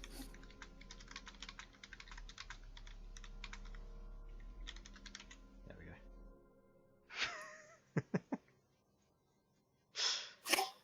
I'm going to pick up a pebble from this place, by the way, For God's Chris. sake. Okay, Just in case. you pick up a pebble. You pick up a pebble. I'll say it's a bit of rubble rather than a pebble, but sure. Okay. Question: do you have like some system for knowing which pebble is which? You're also quiet again. But yes, he did say yes. Potion- Yes, I potion do. of I growth. might. So that's taking me down to. So, that who's potion going of growth. first? Sasha probably, because if it backfires, at least she's got a chance of surviving it. Okay. Yeah, fair. So, Sasha, you are cheerleader pushed up. You tap the bead. I tap the bead. Okay. You tap the bead and you watch as Sasha disappears. Disappears. Disappears. Who's next? Sasha Smashfist disappears. I'll go. No, I'll go. You should be the last one in. I should be, but that's Sasha that's just gone under. I'm following that dwarf in. Let Elsyan go next. Okay, Sasha, I'm gonna Elsyan. launch Elsyan. Okay. Lift, throw, next. Infernal? Malcolm's just going to use his Bern? wings and fly up. So I'll say Okay. that he goes next. Bern? Yeah, I want to go. Okay. Yeah. What was that? You're very next. quiet still. God damn it. I said I wanted to go like 3 turns ago. Yeah, go. Okay. And then Simon and Rook, I'm go assuming- ahead and make me an athletics check. I'm assuming B's gone for a B self, goes yeah. B goes with Athletics for a check. Okay, that is... What fuck? natural 1. Okay, so you don't make it for the first turn again. That's +9, so... So Oh, that would have hang been a 5. Yep. High five. Really? +9, 12. You otherwise go and you otherwise push on the stone. The stone crumbles to one side. You ruin one portion of the tower. You're very big. Alright, You're fine. very big for some ruined stone. Again. That's true. So you're 2 rounds away. 40, that's... Okay. Good enough. So you will be three rounds late. Okay. I will describe the scene and then I will proceed to end the session there. Sasha, as you're pushed up and you tap the bead with Elsyan, you following close behind. Sasha, you feel a rush, all of you do, a rush of wind and otherwise a heat and then a cold. As your feet land, you look around.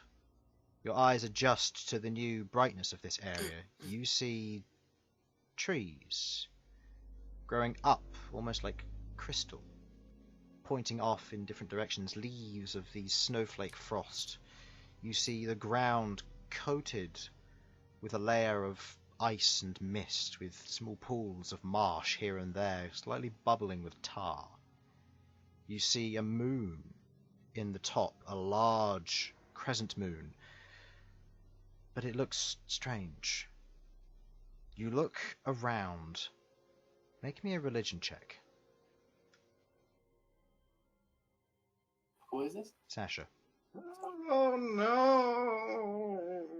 I've got ideas about where we are, and I don't like any of them. 21. Okay, 21. You've heard... Sasha is succeeding in a knowledge skill. You've heard stories. You look around and your heart begins to race. As Elsyan lands next to you. Elsyan, your feet kind of crunch into a layer of thin snow and mist. As you two into snow look again. around. Last time we were here, there was a dragon. Oh no! Last time we almost got accosted by town guard. This is the place I think it is, right? Depends on where you think it is, but don't say anything. I mean, come on, I got my 21. You got to give it to me. I know. I'm finding its correct I'll give it to name. you, not the rest of us. Yep. Okay. Look, I currently have 3 options in my head, and none of them are. You look around and you begin to hear a deep kind of cracking. As you look over the surface, you hear these screeches overhead of shouts. At this point, the third person, I believe, is Queglod. You make it in. No. Oh, Sudz. Oh, Sudz. Sudz is next in as he lands. As Sasha, you realise what this place is. As Elsyan and Malcom, you hear her mutter the words Stygia. You're on the 5th layer of hell. Fuck. And Oh, as you look back, there's no bead. At which point, Bern comes through, followed by Queglod, shortly by Rook. Where the hell are we? You look around to see the layers of ice. You see the blue flames in the distance flickering and growing. You hear the screeches overhead. You see the crystalline trees and the mist that rolls, the tar pits that burn and bubble. You feel so distant and cold. You feel very uncertain as Sasha again mutters the word Stygia. What the hell's Stygia? You know when you asked, Well, what's welcome the hell? to hell. Oh. And that is where we will end tonight's session. So, thank you for watching. Hopefully you enjoyed. And we'll see you again in the next session. Bye-bye. Bye. Bye. Bye.